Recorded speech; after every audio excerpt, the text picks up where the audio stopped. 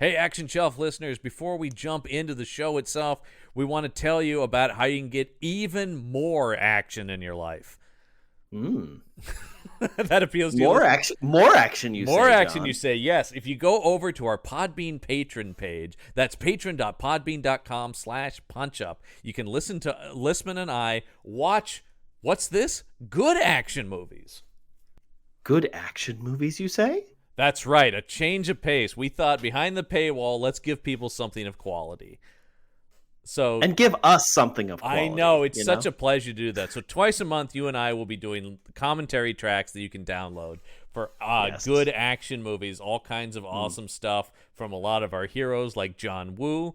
And we've done stuff from the John Wick franchise and Sylvester Stallone, Arnold Schwarzenegger, all the guys we never get to talk about on here. Yeah, stuff we legitimately love and love to share with you all. Yeah. So you can listen to that as well as other cool exclusive content from the Punch Up Entertainment Network shows. Once again, the address for that is patron.podbean.com/punchup. And now, into the action. The Action Show.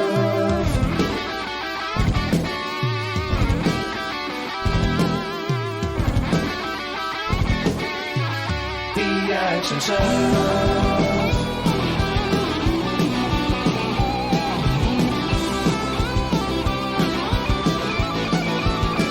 The Action Show.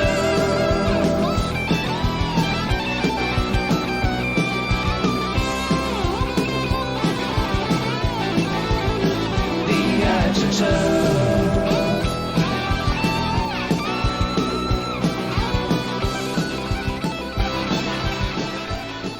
Welcome to the Action Shelf, the podcast that celebrates the glory of B action movies. I'm John Campbell.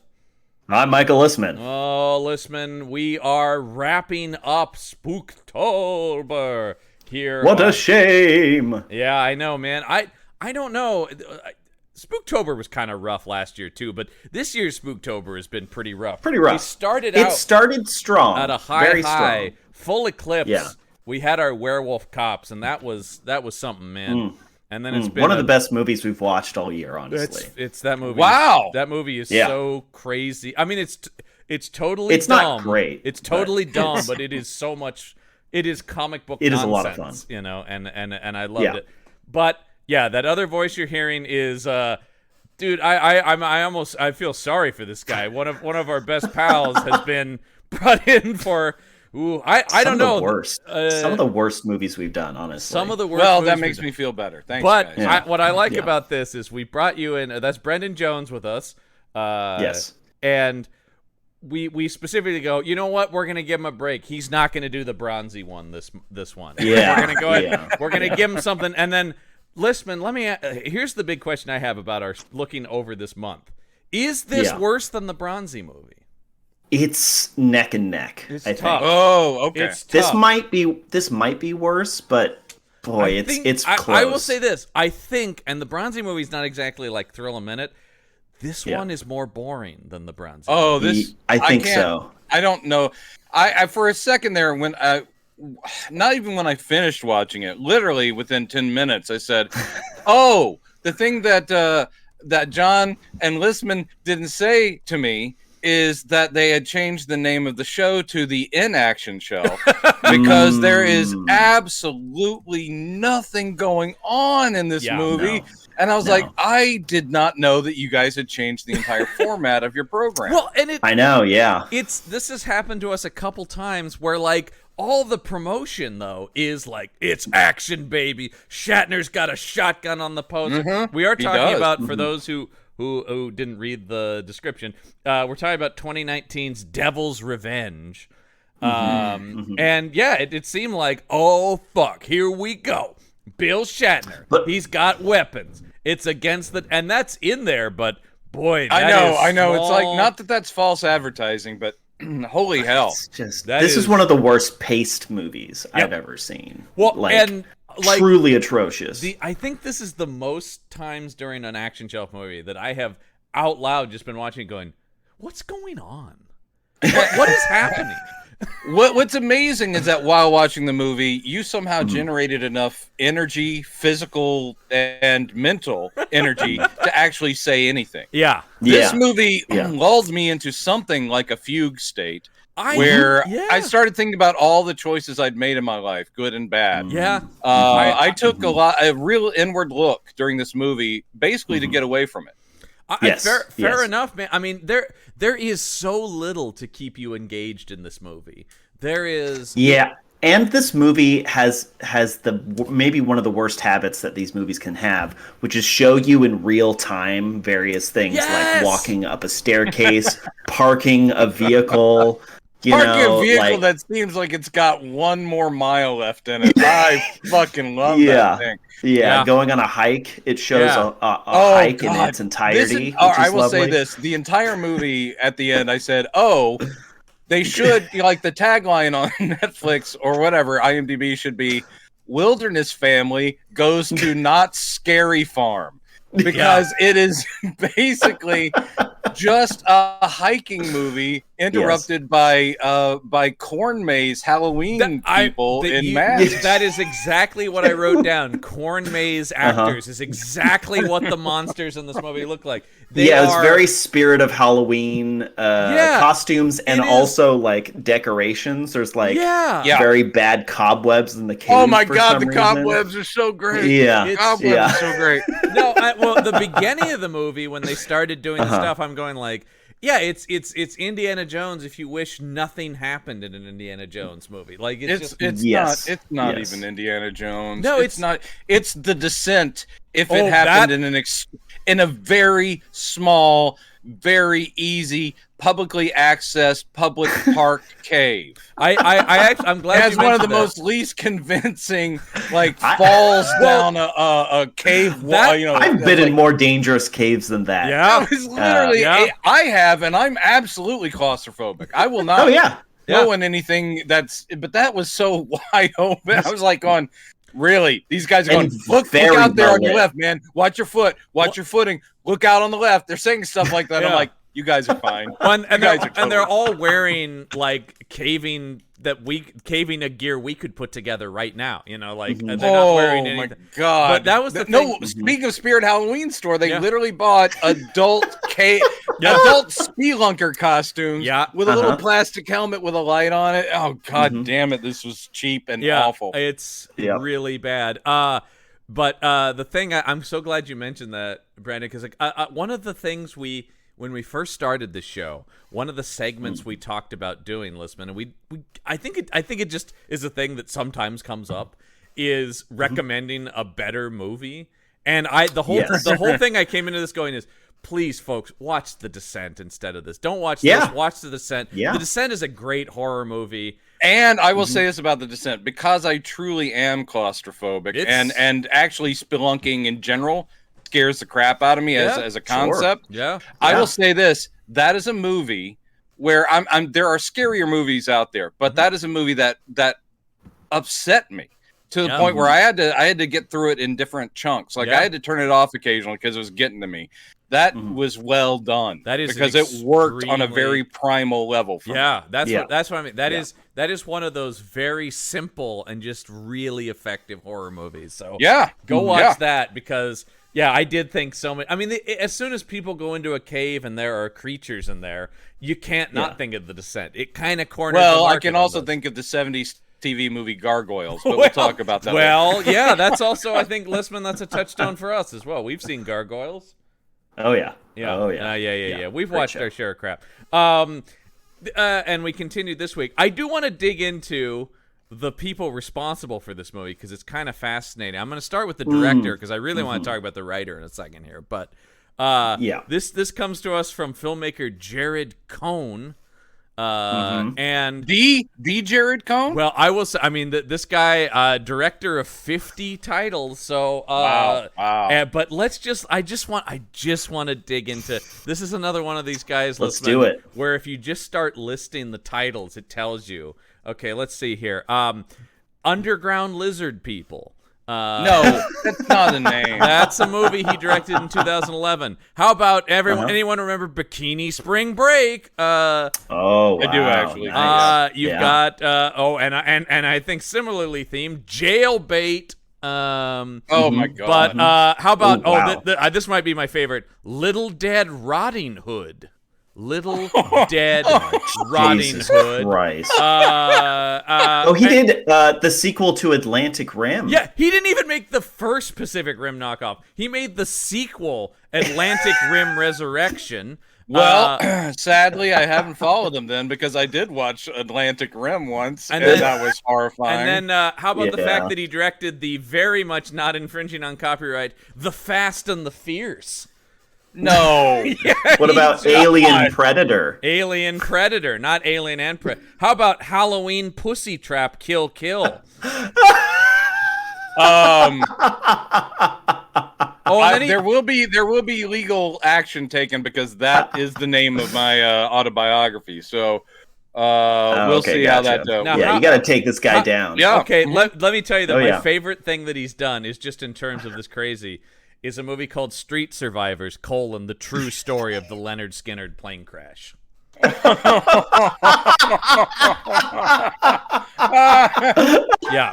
Yeah, which apparently is reimagining the Leonard Skinner plane crash as some sort of horror movie. That is the Jesus worst Christ. thing I've ever heard. Yeah. That is The worst I've thing you'll ever heard of. hear is if you watch that movie and you hear all the non-Leonard Skinner Yeah. songs that they put in there because they couldn't afford the rights to any actual Leonard Skinner I songs. think that's 100% the Yeah. case because this was made for about 75 cents. Oh my god! Yeah, it makes Yeah, sense. Yeah. and of course, lots of people deeply offended by it. Obviously, as going like, "Hey, man, those guys really died." Like, I don't know. What that's like. Those are real people, It's the all same right? thing as the Hillary Duff straight-to-video, The Haunting of Sharon Tate, and you're like, dude, she really died. Like, turning that into like a ghost movie is like that. Yeah. That's really Yeah. in pretty poor taste. Yeah. So It is. anyway, that's the thing, and I just love. I mean, this guy.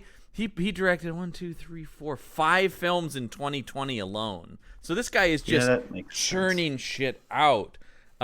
Did you see he worked with Shatner before? He Did you see that? did. He did indeed. He worked on Yeah. a music video for Shatner's version of Rudolph the Red-Nosed Reindeer. Featuring the lead guitarist from ZZ Top. Billy which, Gibbons, yeah. Yeah. I mean, Well, honestly, I will That's say a match made in heaven. that's a really hell. great guitarist. and but, I also say yeah. that's probably the best thing this guy's directed. oh my Probably, yeah.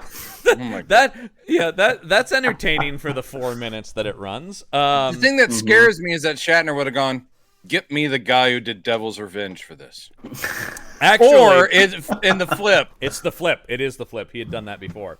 Because Ah. one of the things that really struck me when this movie started with its opening title sequence is it starts with some company and William Shatner present. Yeah. Yeah. So That's Shatner depressing. what He put money into it. He That's put the money sad into it. Yeah, this was a real passion project for Bill. Yes. I mean, know. I this- think he's just doing this guy a favor. I think that's what it boils down to. Yeah. He's like going, he's like, "Bill, we're so close, but we're running out." He's like, "I'll tell you what, I'll cover the last 15%." Well, actually, Thanks, Bill. that leads me to God the bless writer of this movie that I wonder if this has anything to do with Bill, actually. This film is written Right. by Maurice Hurley. Does that name mean anything to anyone?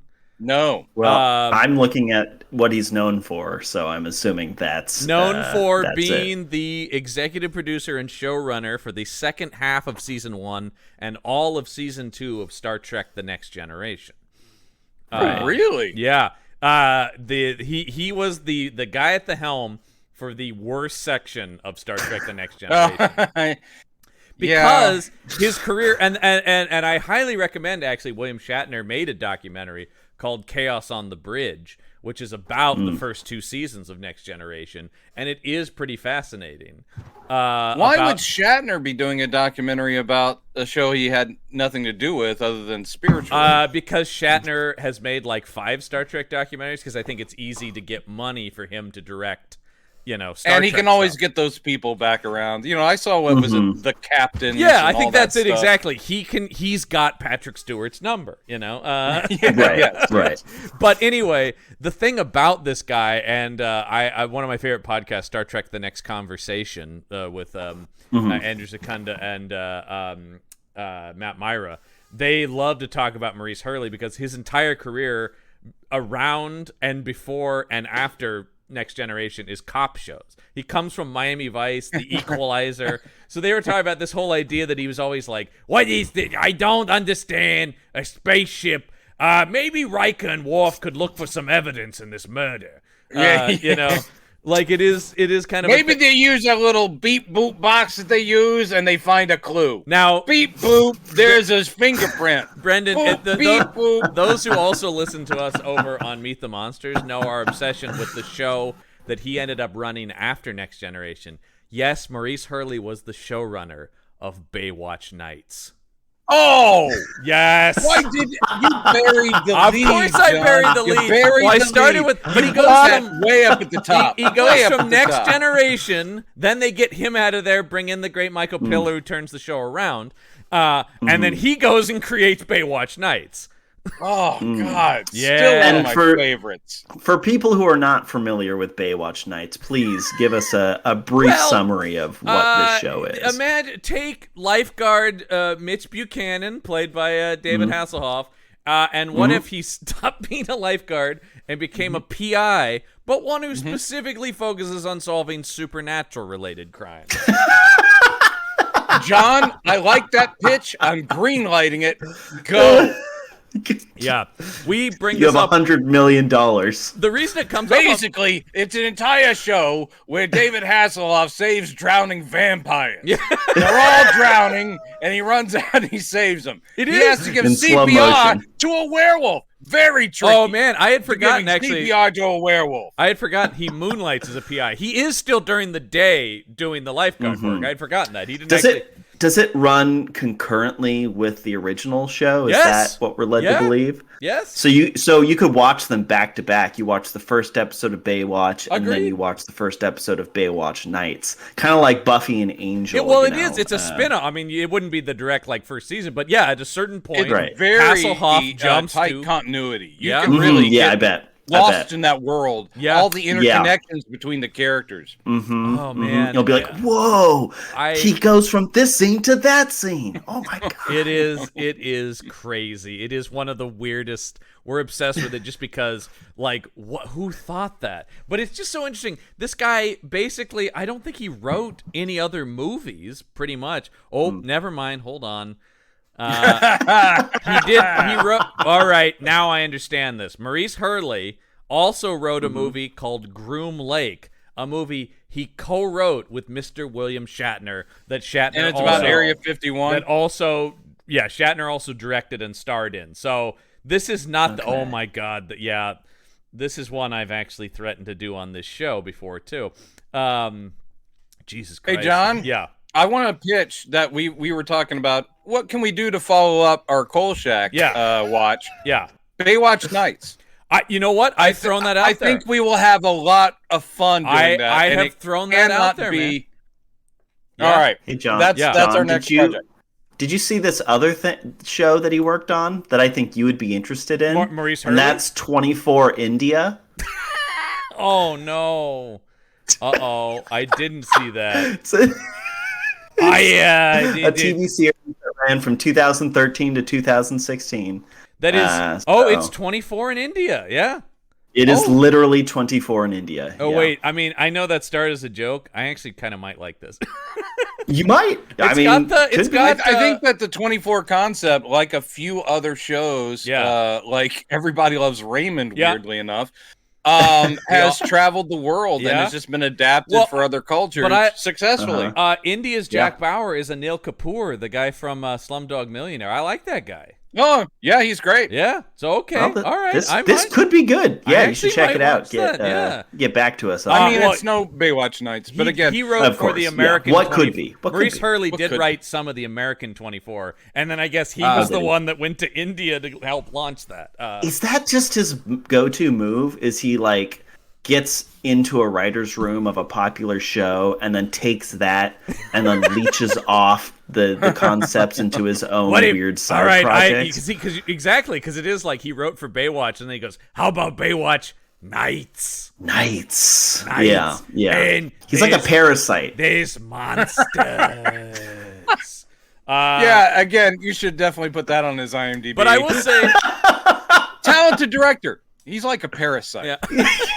But I will say, boy, oh boy, this does not give me a lot of hope in his writing for Baywatch Nights if this is his idea of a monster movie, Devil's Revenge, because good Lord, this thing. Yeah. You weren't intrigued by the lore of what apparently seems to be Aztec warriors in Kentucky? That's okay. That's the thing. When I was talking about the Indiana Jones thing, the idea that there's an adventure, like treasure-seeking aspect of this is so funny that it's not. We don't have to go down to South America. We don't have to go to the Middle East. It's like an hour's drive from our house to find this relic. It's very convenient. It's a convenient adventure. We've been searching for decades for this relic, it's about 15 minutes from here. It is. Let's all just pile into the big the RV and let's get out. I was like, no, they're not really going to turn this into a family relic hunt. Oh, was I wrong? They talk did. About the weirdness of the tone there too. I love that things are pretty damn dark once they actually get out there and they're trying to stop this centuries old curse and all this, and people have died and there are demons. But once they get out there, like, oh, Dad. Oh, I know. Yeah, and so it's like much. This is, and Jerry Ryan going, this is just what we needed. Oh man! Really? Well, you said really, Jerry Ryan. You've definitely we hit on also when he scrolls in his phone. Shatner had Jerry Ryan's number, right? Like, there's no question that because Shatner is Shatnering all over this thing. But the person I feel bad for here is Jerry Ryan. Yeah, and the thing is that they spent. I mean, okay. Look, if you're going to do the big celebrity get, do one. Yeah. Because if you do two, that is this guy's entire budget is for his two big guest stars. Right. And therefore we get Spirit Halloween Store and we get the very cheapest. Like, I bought these like during the Amazon Prime sale for about $10. And those were those explosion effects towards the end. Yeah. I mean, this thing is cheapity cheap. And the other thing good actors in it that's where the budget and also I think though then for your true leading man you get dollar store and actually my sister was over here and ended up watching this movie with me and she nailed this guy. Even in the action shelf realm, this guy is low budget. He's dollar store Tom Jane. Dollar store Tom Jane. That is who that is also dad bod Tom Jane. Yes. Because I do think that's sort of the thing where, like, if you didn't spend the money to get Jerry Ryan as well, it would have been Shatner and Tom Jane. I think she was dead on. I'll say about our main actors, Jason, and this goes for everybody, not just the big names.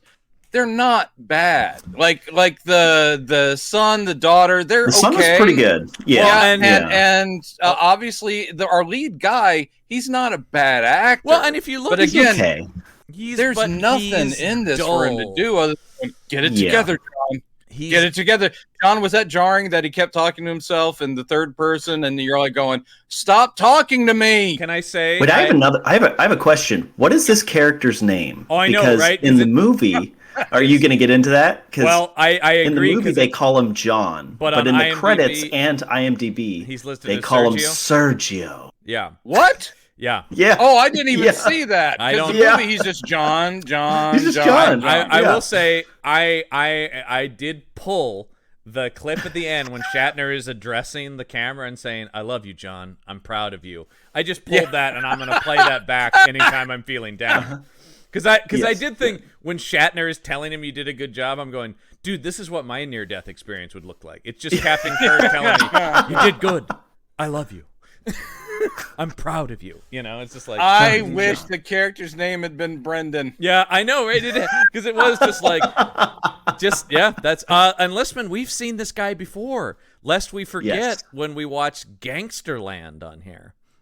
I'm trying to forget. But the I don't know the what the hell Al that is. Capone epic starring Mel Gibson's son as Al Capone. Oh, you told me about it. It's- that was bad. Terrible. 'Cause you want to talk about Oh, where no, very that was boring. bad. you want to talk It was about almost where, as boring as this movie. It was, Saying and a lot. Saying a lot. similarly Yeah. low budget Spirit Halloween old timey gangster costumes in that though, and It looks like very cheap Oh, sorry, go airsoft ahead. Tommy guns. We really talked about how fake Oh, the guns nice. looked in it. Yeah.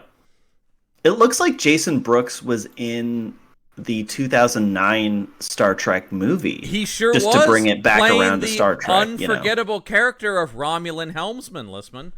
Oh, I have his Romulan action is his first figure. name. Yeah, Yeah, his first Does name like- is Sergio. does a karate there's chop. there is. He's always a character named Sergio. If you go to his IMDb profile, there is a photo of him in the Romulan makeup for that movie, and you're like, Oh, good. and you're just man. like, Good. yeah, Let's he find was out. one of Eric Bana's crew in that movie, but whatever. He Oh, yeah, probably there had he a is. couple lines. And if you look at it, his whole career is kind of like that, right? It's like one Mm-hmm. episode of Hawaii Five-0, one episode of The Mentalist, one episode of He is what I Torchwood. always just say, a working actor. Totally. He's never Sure. going to be 5 the big guy, but he's solid enough to put into a couple of scenes. Yeah, without 5 a seasons trace. of Days of Our Lives. So Yeah, there's that. yeah. Yeah. Well, as we talked about, a lot of crossover between action shelf movies and soap operas. The Son is also Yeah. a soap opera guy too. He looks like he's yeah. from a soap opera. Yeah, yeah. Here's a question I have. Just talking about the movie. How old are these kids? Where are they? Because I looked it up. They're in college. Yeah. Well, I this think- Yeah, actor they're both in college, was I think. 31 and the daughter's 28 when they made this. So, Nice. Okay. I mean, that's Okay. wrong. but also, well, no, it is kind of a thing where it's like I guess it's okay to be attracted to that adult woman. Yes. Yeah. Yeah. Oh, yeah, she's very cute. She is, but but Yeah. also the second she comes on screen, I'm going, that is an adult woman, and I look at her and go, yeah, she's 28, and she looks 28. She maybe looks Yeah. 25, but she doesn't look like. And also, if it's college, they both go to the same college that is just down the street from the house, and the parents are picking them up from school. Weird. Yeah. I was And weird. also, the dad seems to be able to find them on the campus both within about 2 minutes. And Without they're both texting getting them, up asking. and they're both getting up to naughtiness. Well, are Both they though? those- In their or own are way. they? Are Yeah, they? or Because are I mean, one of the he's being manipulated it's one of the huge by problems. the devil. One of many problems with the movie is there's so much devil manipulation that in every single scene you have no idea if what you're seeing is real. And then, I mean, we got to couch Well, this whole thing. the ending. The whole movie isn't real. Maybe. Yes. It pulled a future kick. It pulled a future kick, or I couldn't believe it, and I was shouting this at the screen when the movie was ending. It is legitimately a Jacob's Ladder scenario. Or Yes. is it? I Or is don't it? know. That's the. I mean, it is. Or is that a second time in the hospital for him where he has to choose to let go or stick around? I don't know. I don't. Yeah, it's very know, unclear. and it doesn't matter. The script is No. so bad. Yeah, it's very, What very is bad. worse, the script or the direction? Because like the film, the filming of this movie and editing was terrible. The Like, I mean, Editing is so many terrible. There were similar to Rene Perez, who we've talked about before. yeah. Yeah. Similar to him, there were shots in this movie that I mean, just shots where it was like that is well framed. Mm-hmm. Like Yes. that's very pretty. I like that. Y- And then I'm yes. going, but it's all in service of bullshit. Yeah. And the editing does no favors. Yeah. The opening this movie, look, I know you've got a lot of After Effects tricks you want to use and a lot of things, Uh-huh. but I'm looking at that opening. One of the worst signs when you're diving into any kind of movie is that the opening is scenes you're going to see. Well, I'm the like, movie, there's many yes. things you could do. You could show us old documents. You could show us like Mhm. Yeah. old like cave paintings or whatever Yeah. to get the mood. But instead, Yeah. they're showing us coming up on Devil's well, Revenge. that's it exactly. Including like the daughter having dialogue scene where you're not hearing her. She's just like blah blah blah blah blah, and you're No, like, what is that? I about? literally wrote Who is down- It she? shows footage Why of is the she talking? bomb yeah. as Yes. well in that, which is very Yeah, funny. The countdown digital clock Yeah. thing. I'm like, Well, well, you you know know, why? Armageddon plot in this. I have no idea what I'm looking. You know why? Because Maurice Hurley goes, you know what's huge? I worked on 24. Digital clocks are big. Ticking.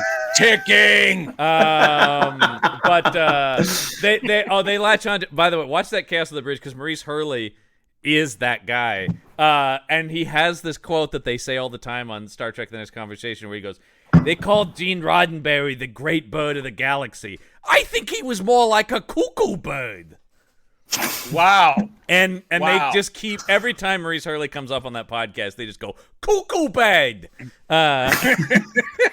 By the way, Maurice Hurley, this is the last thing he wrote before he died. So Maurice Hurley, no longer with us. All right. This is how he went out, my friends. This is it, man. Yeah. This is And also, when William Shatner dies, he'll see Mitch Hurley appearing to him in a white light going, "I love you, Bill. yeah, I always love yeah, You did good, kid. you did you. good. You did good, kid." Yeah, Gene Roddenberry, he was a real cuckoo bird, wasn't he? And then Gene Roddenberry's ghost comes up behind him and goes, "What'd you say? Yeah, What'd you say about me? What the fuck did you say? What the fuck did you say? Great bird of the galaxy right here." yeah. It's just Shatner Oh, watching God. him and Gene Roddenberry duke it out in heaven. Like, son of a bitch, come here. Well, should we jump into this plot? Well, yeah, because I mean, okay, Question mark? well, like I said, no the thing that you were saying, Brendan, is, and what I wrote down is, yeah, it feels like the opening sequence of a TV show, is what Yeah. it feels like, and I'm Yeah. going, oh, that's never a good sign for a movie when it's unless it's doing something like Mission Impossible, where it's purposely acknowledging because they do that with the fuse and the future scenes, but they are of course playing on the TV show it's based on. Here, Right, it's just it's going This like, is flashes of demons doing the thing that we're going to see them do with the rest of the movie. Never Yes. speaking through Jerry Ryan at one point, but Yeah. but basically just Oh, going Jerry Ryan. open Oh. mouth like oh, and then shots of cave people. What the fuck is Yeah. this? And then shots Yeah. of spelunking, and then shots of the family Well, talking. Who are these? I don't know what I'm the glad fuck you this said, is. I'm glad you said spelunking, because the whole most like 70% of the movie is spelunking, but right off the bat we start with these guys the guy's going in a cave, and this guy, There were a couple of shots in this first scene that were just out of focus. Like the camera kept going out of focus throughout the film. I'm like, guys, come on. It's Listen, basic filmmaking. Listen, that Just- was a conscious choice. You're supposed to be questioning what's real, what isn't. Am I going through a dream right now? Yeah. Does my dream involve a public park area somewhere in Arkansas? yeah, I do agree. Brendan, I think you're right on about the Rene Perez connection. I think it's about that same quality. The only difference is it's slightly a step up, because you wouldn't get Shatner and a Rene Slightly. Perez. Yes. You know what I mean? That's Yes. true. And the there are no acting- boobs. No boobs. That's true. Yeah. Which I'm glad, because, and this wouldn't stop an action shelf movie, but there's really no place where there should be boobs. But but that doesn't mean that Rene Perez wouldn't have found a way. I mean, you did that Western We all movie. remember. You did that Western movie where you had that woman take her top off as a distraction for no reason. Yeah. No, that was the reason. Yeah. And I mean, and that keep was How the on, else reason, do you yeah. distract bad guys? Jared Cohn did direct Bikini Spring Break and Jailbait, so I don't think he's against this concept. No. Now, to be fair, I've not seen either one of those movies, but I can just assume there's a lot of boobs in both of them. Just gonna, I think that's a fair assumption. Yeah. yeah. Let me just write this down. To rent Bikini Spring Break. Okay. Can Perfect. for later. Yes. What'd you think of this opening scene dialogue? I wrote down a couple of ones. Please. Shit, fuck was one that somebody said. I That was think pretty also good. wasn't it you fuck ass shit fucker, something like that. Yeah. Bitch ass motherfucker. Yeah. Bitch ass motherfucker. Thank you, sir. The Yes, amount, yes. I think they say fuck in every line for like the first 10 minutes, and I'm going, Well- when it's these three guys, our introductory cave. did a 12-year-old downers. write this? I mean, it does feel like it's just like, I've just discovered foul language, and it's It so does. much fun. The guy who dies in this opening scene, Yeah. Paul. Yeah. Oh, I'm so glad you remembered his name. He's one of those obligatory characters that are in these movies. Says the F word in every single sentence Well, that he He's speaks. very bro. He's very bro. Yeah, exactly. And the other two So- are trying to keep up because one is our dad, and the other Yes. one is his friend, who is one of the worst conceived characters I've ever seen because you never know Yes. what his deal is. Yep. Yes, Like, it's is he the changing friend? constantly. Yeah, he's like, he's the friend. Then he's a little mistrustful, and then he becomes a religious zealot. No, I was like, when he what? shows up, what is this character? when he shows up later with the group of people going, "Hey, you killed our friend, buddy," and I was just In like, the middle of "Whoa, nowhere? Where? Yeah. Well, number one, where are we? Where is? I mean, we're shooting in yeah, Louisville. when we get would to they that get out scene there? where they are going in there again. 2 minutes from breaking down RV, Yeah. breaking up what looks like a wake in order to go spelunking, Yeah. and then Yes. the people going, "You killed him," and they come out going like, "Geez, if we had known it was a wake, we wouldn't be in jeans and flannel shirts." It was just so. Oh God! And then I'm you've got sorry. the son being like, "Hey, man, you're ruining our vacation." Because yeah, with all your talk of this, my dad's responsibility for your friend's death. And we got to start. I mean, just across the board, we can just say, assume at any point in this movie there could be random images of some sort of satanic cult ritual. Yeah. just across Yes. the board. Any that scene will we're never describing. lead anywhere No. or explain itself until a very long monologue from Shatner, which still doesn't boy. quite explain it, but gives us some backstory. Shatner's whole job in this movie is just to go, "Here's the mythos," I mean, I will say, not only do They I- had him for 2 days. Yeah, I love. And did have one him day for 2 was days. just the monologue, I- and he delivers. Well, that's I mean, the he thing I was delivers gonna that say, not- motherfucking monologue. He does. He is one of my all-time heroes, but just it does behoove your movie to put Shatner because he will liven things up. When he's in the movie, Yes. all of a sudden there's some energy, and he's going, "The devil's out there, son." I was not sure if he was going to show back because obviously I was he's real worried. in the first half hour of I the was movie. real and worried yeah, that it yeah, was going to be that 'cause one that often scene, happens. and then go, "Yeah, bye." Bye, I have to go. Also, is this another like money plane situation where they just came to Kelsey Grammer's house, where they just went to William Shatner's stable? I think so. And it was just Yeah, I like, think because so. the second I saw horses, I'm like, "Oh, here comes Bill." Oh, Brendan, we can't hear you. I gave up everything. The whole thing is, he comes out. I gave up everything. I sold everything I have. All I have left is, well, this farm. Well, bunch and, of horses, and I know yeah. this. Which is- I know this from the Star Trek Generations commentary, and I bet he did the same thing here. He rents his horses to the production and makes a little scratch. Nice. Because he did that on Ooh, Star very Trek nice. Generations. He got Paramount to pay to use his horses in that movie.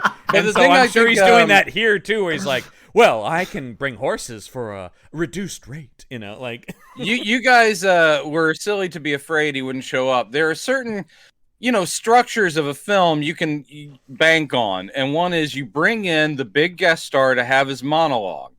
Then when things get really dark, Yeah. that person will always show up in a golf cart, Here's... ready to save the day. Here's the thing, actually. What's interesting is just the other week I watched and don't watch this, folks, the absolutely dreadful Moonfall. Nope, won't do it. It showed up on HBO Max, though, so I'm like, I'll give it a shot. And Donald Sutherland shows up for a monologue, and then he never comes back. He really happens didn't. a lot Wait, in he these doesn't movies. come back in a golf cart? No, he never comes back. He is Wow, On they the moon. really A moon tossed- golf cart. I don't even. I was watching that going, he wasn't even here a day. Sutherland shot this in 2 hours. I don't even think there's a 2-shot. I think he just shot his single and then got out of there.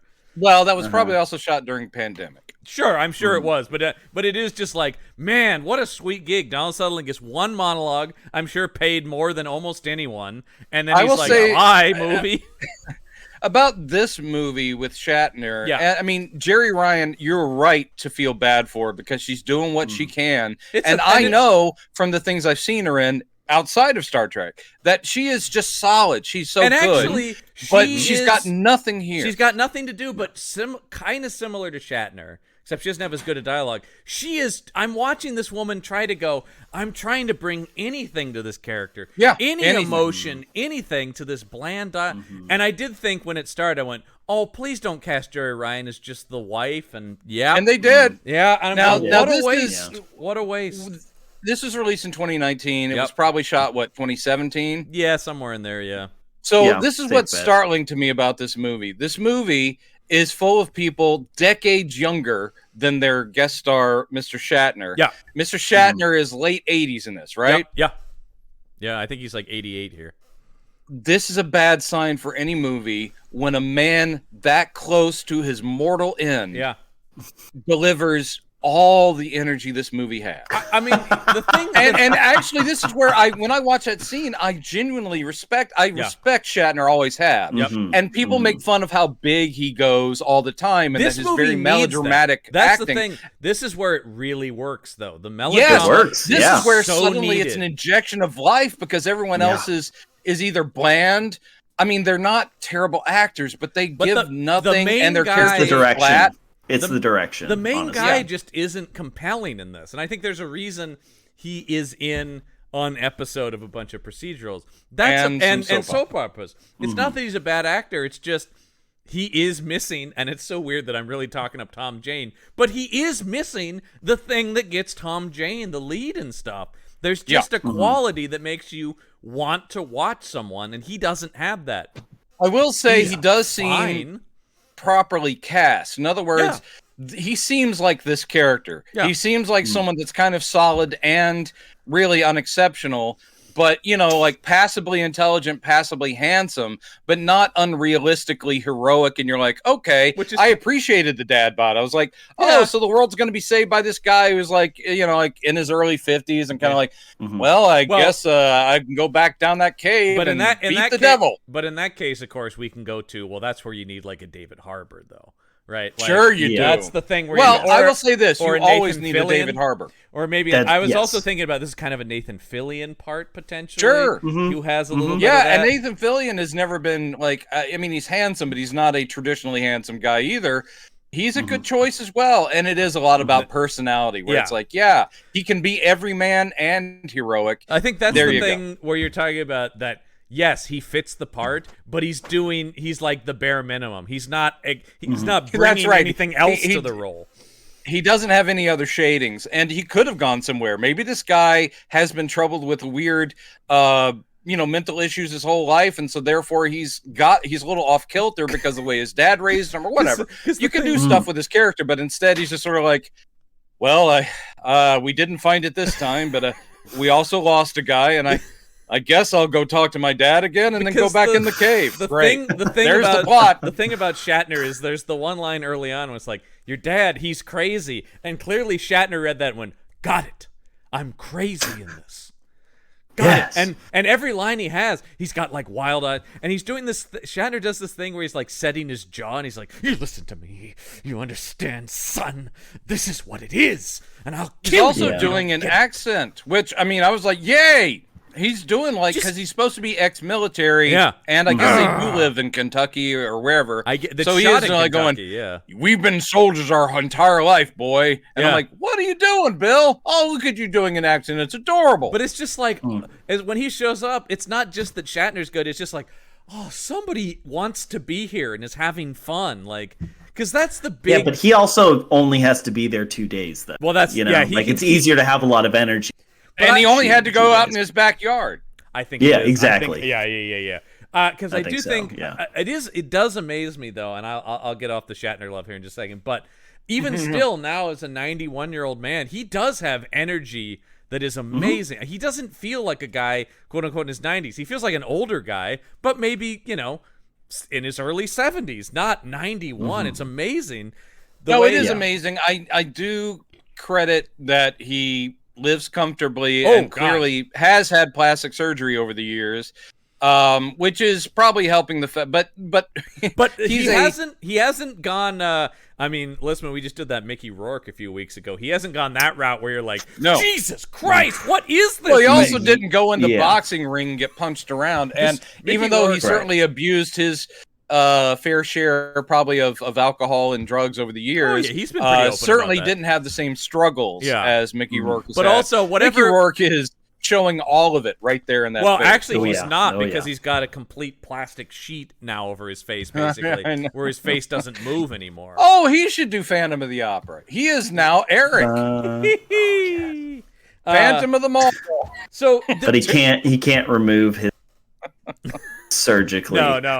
It's attached. Yeah. So this guy, we get this thing at the beginning of the movie where we have our main character, John or Sergio or whatever the fuck his name is. John or Sergio. I love it. Where did Sergio come from? I don't understand that. Well, what I think weirdly is that we find out later, and again, it's weird that this is set in Kentucky because it does. They keep talking about we are descended from Cortez, and there's nothing funnier than seeing Canadian Bill Shatner talk about we are descended from Cortez, and then he starts doing some mildly Spanish inflected words. And I'm like, wow. Yeah.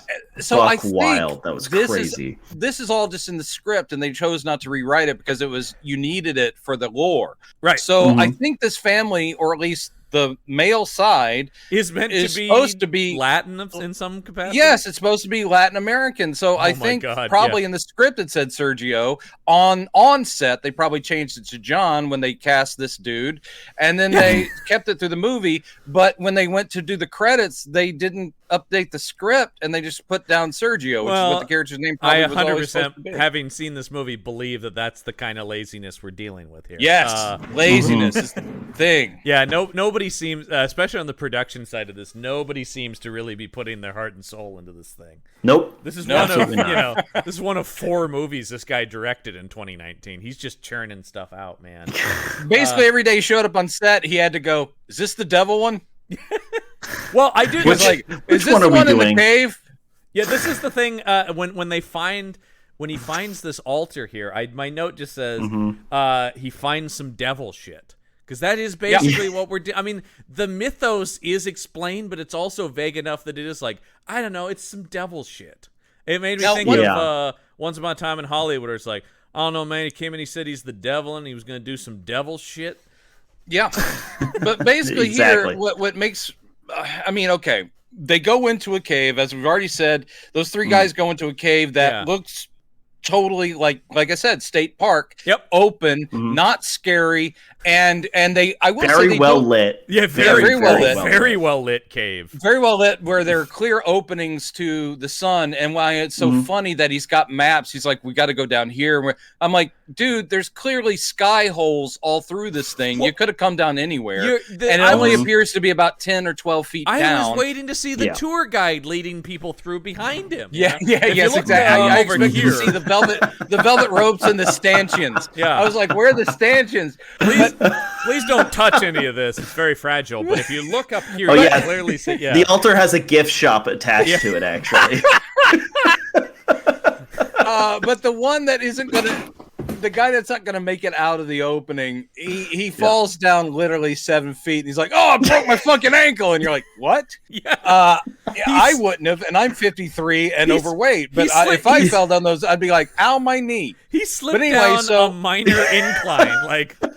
Oh, so then the short guy who will be the guy that is the friend, RJ, actually. RJ, okay. Is his name, God damn, listen, you he's remember like, everybody's name. We got to get him out of here because he's hurt, and he's like, no, I have to finish this, which means in this movie I have to walk 20 more feet. I know, and then take a right, and when he takes a right, he's no longer in a cave. They're trying to make it like it is the same area, but it's clearly been bricked. Yeah. It's like a basement.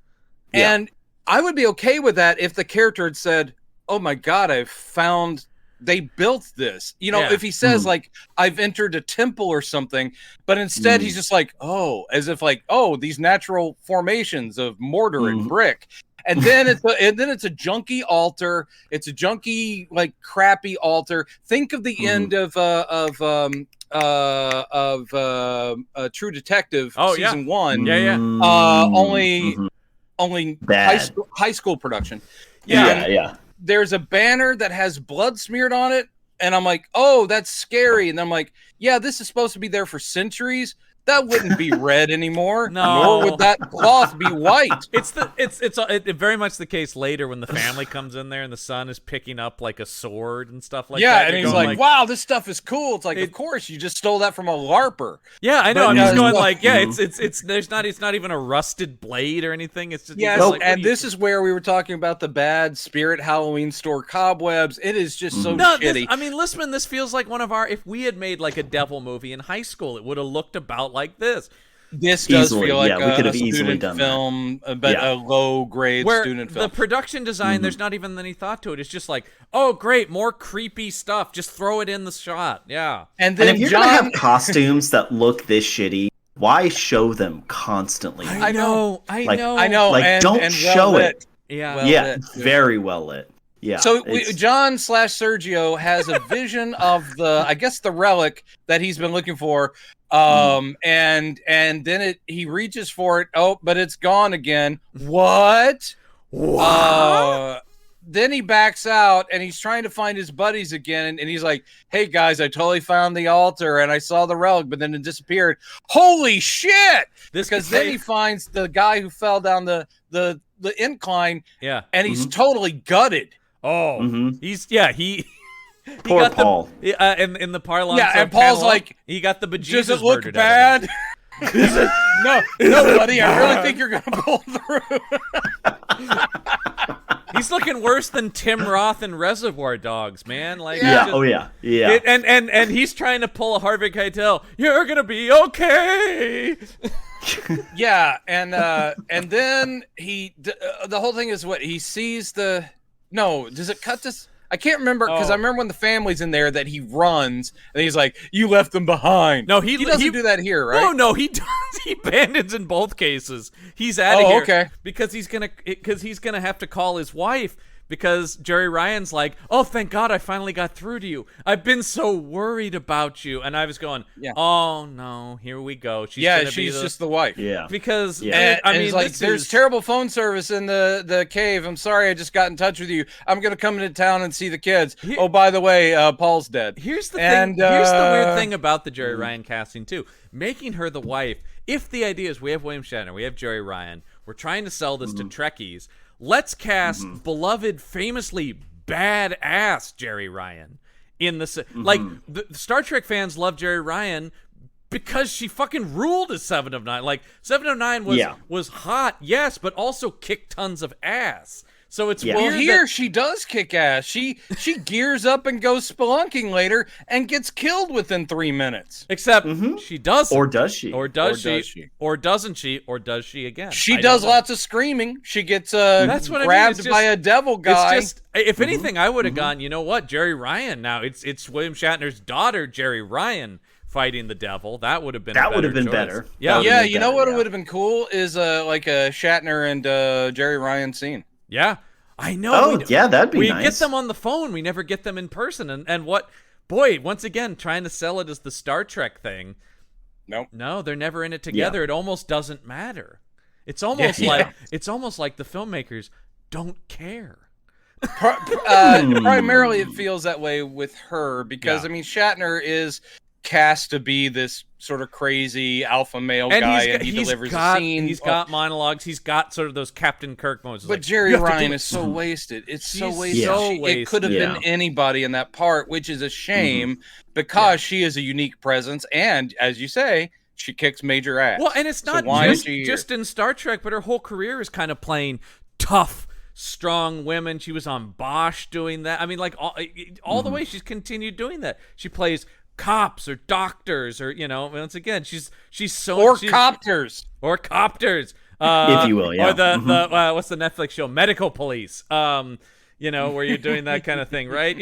She plays lawyer. It's like, yeah, she's cool, man, and thank God that she's back now in Star Trek and doing great work as 7 of 9 again, because it is like, oh, thank God, this is what you should be doing. Okay, but here's the thing: if they shot this in 2017, wasn't she working on Picard at the same time? I think she would have gone from this to Picard, sadly. Oh my God, Oh, she must wow. have What like a gone to that difference. set going, "Thank I mean, God." just production I'd design love to see alone, her right? in the makeup trailer getting that thing put on her face, like Yeah. the 7 to 9 eye thing, and her Yeah. going, "You guys would not believe the way I just spent last week." I mean, just I was in a cave. just to be It was around. embarrassed. That's the thing. I was gonna say, just to be around the sets of Star Trek must have been like, oh my God, look at the detail and the money, and oh, I'm in scenes with Sir Patrick Stewart. Yeah. Sure beats being grabbed by a dude in a rubber devil mask. Yeah. How many times do you have to think they were like, sir, please restrain from touching certain parts of Jerry Ryan? Do you think they rented the devil costumes? Oh yeah, it is kind of a Gwar costume, especially when it's Yeah. like. They are, except for Guar always goes cartoonishly big with like Yeah. their headpieces. Well, and That's stuff. true. That's Actually, true, I'll go Yeah, to this this. is a restrained Guar. Yeah, and that's a bummer because Gwar looks cooler than this. That Yeah. is true. Yes. Yeah, Guar Yeah. needs to do a fiction film where they are like Oh, either I- devil monsters. I'll That would take- actually be great. There, I would no, love I mean, that. there is a whole mythos to Gwar about. I know the they've had yeah. comics, Yeah, and stuff like but- that. So yeah, Yeah. make a movie of that. But it did feel very Gwar when the thing is like roaring too, because I do like Yes. there is the devil. And then there's his little like demon disciple guys, but there is always Yeah. the red-eyed devil that's like, The Red-Eyed Devil they spent a little bit of money on because Yeah. the mask is slightly better than the other guys, and I think Yeah. they spent a little money because they did the digital effect that when he opens his mouth, there's a sort of like extension thing that comes out. I'm like, Yes. Claw hand. yeah, sort of like Alien or Predator. yeah, but there's this he's thing, got some and I'm like, tendril kind of. spent a little money. Spent a A little. little bit of money there. That looked okay. But It yeah, looked no, okay. I was gonna say the Yeah. key there is a little money and it's quick and small. So Yep. Yeah. So she calls. She's worried, and let's see, what is this here? He starts having a heart attack. When he starts clutching his chest and his car is swerving, I'm going, wait a minute, what's going on here? Yeah. What is this thing? What He's clutching his chest, and then he has He's the world's coughing. most terrifying 3-mile-an-hour bender against a telephone pole.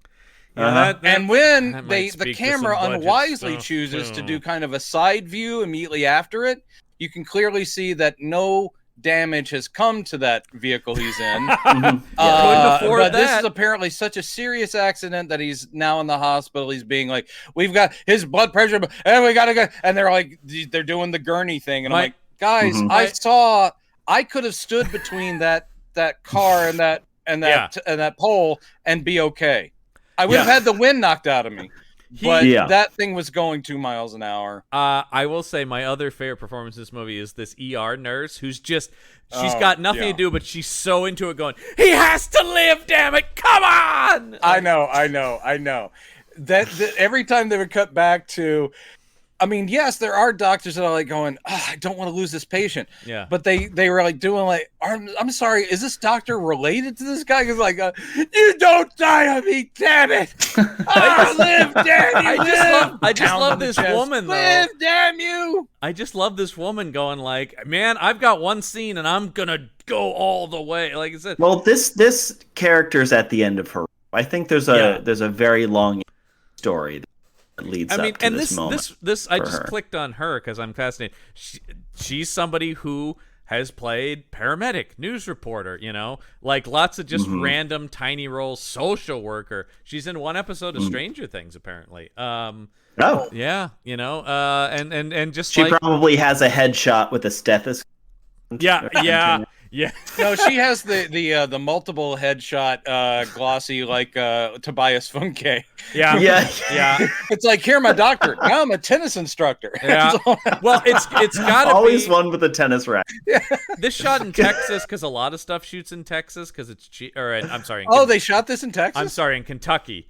Where I was about to say. it's very cheap. So I think this is another person. We see this a lot in these movies, Listman, where people are just local because lots of TV and film productions come through there. Yeah. So, Yes. It's like when we watched on our show, when we watched My Best Friend is a Vampire, and they did shoot in Houston. Yeah. And I was actually sitting there going, oh, I know that person. Yeah. I know that person. They're all local actor people. I was like, wow, look at young blah, blah, blah, back before I ever knew them. It's blah, the blah, same thing where if you go to any like repertory theater company here in Portland, you'll see everybody has Grimm, Leverage, Portlandia, all the shows that shot here because they are, competent actors, if not stars. So they'll get, everybody who's ever auditioned for anything I've directed had a Leverage credit. It was a given because they shot for 6 seasons here or whatever. So you're just going like, it's almost just like, ignore that. Everyone was on Leverage. That's not impressive. We were on Leverage. Listman, did you ever audition for any of those shows? I did audition for Grimm. I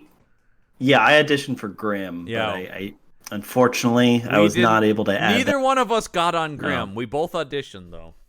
It's all right. no. I was auditioning. They had me on. I was like 25 auditioning for a teenager, and I think that hurt. Like I was playing. The role I was reading was like street troubled teen, like runaway teen on the street talking to cops, and it was like I'm 25. I don't know what to tell you. Yeah. So, but I do remember being kind of embarrassed by even the dialogue I had to read for it. Like, yo, man, get out my face, cop. That kind of stuff. Anyway. That's like my story of Walker, Texas Ranger, where I didn't actually audition, but I went with my girlfriend at the time who was auditioning for a part on Walker. Mm-hmm. And while I was walking around, this casting agent goes, "Are you here to read for Leather Jacket?" Which was the name of the character. I was like, no. And she goes, "Oh, here are the pages anyway, in case you decide to." And I was like, I didn't go in, but the line was, "Oh man, I didn't do nothing." And that was the whole line. Yeah. You were being brought in by cops. "Oh man, I didn't do nothing." That was very similar to the Grimm sides. You saw punks walking around outside with their page, and you just heard like variations on, "Oh man, I didn't do nothing." I think the lines I had were like, "I can't be seen talking to the cops," was kind of the thing where it's like, "You're going to ruin my rep." And I was just going like, I am not this guy, man. You are going to ruin my reputation. I did think it's like, hey, call me in when you need like a morgue tech. Morgue tech or an Apple Store employee. Yeah, give me that thing where I could see you as an Apple Store employee, and that's coming from a former Apple Store employee. And I will say the biggest role I'm disappointed that I didn't get to play was that Apple Store employee in Winter Soldier. That was my part, man. Dude. Yeah. Helping Black Widow and Captain America, that is all our dreams. That's all. And just to talk about how fucking handsome Chris Evans is, to be like, look at this guy. Anyway, back to this movie. Do we have to? I don't. Must we? Yeah. The thing, but my notes here, and this describes the scene because it's all question marks. I have suicide dream ? He dies ? And by the end of the movie, I still don't have answers to those question marks. Yes. But he has he has this vision when he's on the table of him writing a suicide note and then shooting himself in the. What is that? But then also hanging himself. Yes, you see various suicides, and you're like, what does this mean? Yeah, the one that's pretty cool because he's just looking at us, the camera, and then as it pulls out, he's got the rope around his neck, and he turns away from us. And it's meant to imply that I guess he goes off a railing. Yeah, but I think so. But you don't see it. So it just looks like, no, of course. This guy decided to put a rope around his neck and stand. That's a necktie. I did think when he put the noose around his neck, I did want him to be like, "It's all for you, Damien." Yes. Happy birthday. This is all for you, Damien. Yeah. Because it is just like, because this movie. Yeah, it has this little bit of mythos, but it is just going like, it's just borrowing like devil imagery from other shit and doing it poorly. Yeah. Sure, yes, very poorly. Where you're just going like, sure, man. Or mummy stuff too. Like replace the cave with a pyramid and it's the same shit we see in the mummy movies. Sure, yeah. The acolytes and stuff that attack. It is just kind of like, but once again, I keep stressing this because the whole movie I kept going, but are these demons really here? Because it's sometimes they are, and sometimes they aren't, and I don't know what the movie plays. It's a really bad screenwriting note. It's a lot like Inception, honestly. It's you question everything. You don't know it's real. I'm pretty sure Chris Nolan, who obviously is an avid listener of this show, just went, well, I'm deeply offended, so off this show goes that Inception was invoked in discussion of Devil's Revenge. You guys know... I just realized something, guys. This movie isn't very good. I feel like I feel like that realization happens halfway through a lot of episodes of this show. Yeah. It wasn't until I talked to you guys that I suddenly realized this is not a masterful film. No. Before the recording, you're like, this is pretty good. So we have no idea what all that meant, unless they're implying there's some psychical thing that he is keep going through the scenario each time, and is he going to sacrifice himself to save the day? And if that was their point, that he's in a constant loop of trying to destroy this relic and save the day, or sacrifice himself for his family or whatever, they needed to make that clear. Yeah, instead, this is just like John said, it's just horror movie trope nonsense, really going, is this real? Is it a dream? Did he actually wake up on the hospital bed? Because basically Jerry Ryan, his wife, comes in. By the way, this hospital looks like it was shot inside like a community college. Yeah. But anyway, she comes in and she leans. They're like going, call it time of death, and she's like, no, don't leave me now, because she's the wife. Yeah. And then right. then he wakes up and he's like, oh, I feel so much better. I'm getting out of here. And Jerry Ryan is a classic example. If we use this a lot on the show, where like that kind of stuff, where I'm like, you don't have to try this hard, Jerry Ryan. It's really. Oh yeah. You This could is- have phoned this in. Don't. And it would be fine. They Yeah. could have put Jerry. a standee of her in this, Yeah. and then she could have been literally on the phone doing the lines. I love the idea of why is it all of a sudden a cardboard cutout of her in the 7 of 9 costume? And I think I see it's autographed by. Did they get this from a convention? Later in the movie, when she dies, it literally is a cardboard cutout, and then they just go, "I'm needed back on my planet," and She's they beamed just up. lift Yeah. her out of the screen. Yeah. It's great. She goes, "I have to get back to Voyager. One to beam Oh, up." Oh, And then I would have been like, "Oh, good." Yeah. Actually, Voyager. Well, I'll stop my. I was about to say Voyager. Stop. Voyager's Nope, the only of stop. the starships that can land, so technically it could have landed and picked her up. But oh, nice. yeah. All right. So anyway, yeah. Still single, ladies. Yeah. Still single. Still single. So then we get this. I do love the way he's flatlined, right? And they're like, "Should we call it?" And then it's like one beep on the EKG, and he just fucking sits up and goes, "Hey, what's going on?" And he's like, I feel great. Yeah, it's the funniest thing though, that it's not like a slow like, "Oh, what happened?" It's just like, "What are you guys doing? Get your hands off me, man. I'm fine." And they're like, "You were dead 2 seconds ago." And then she's just driving him home. Cut to them in the car, because this is where he starts. He looks. Well, Jerry Ryan gets taken over by the devil here.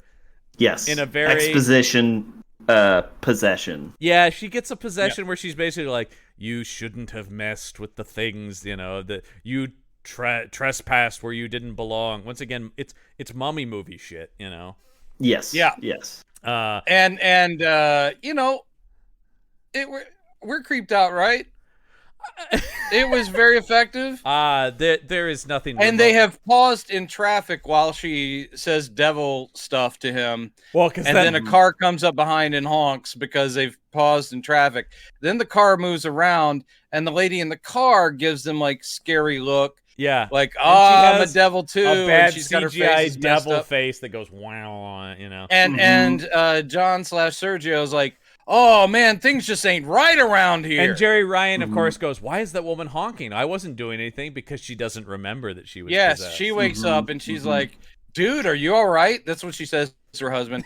And he goes, fuck, man. Well, Fuck, I don't will know. say, she doesn't call him dude, but she might as well, because that's as much sexual tension as there is between these two.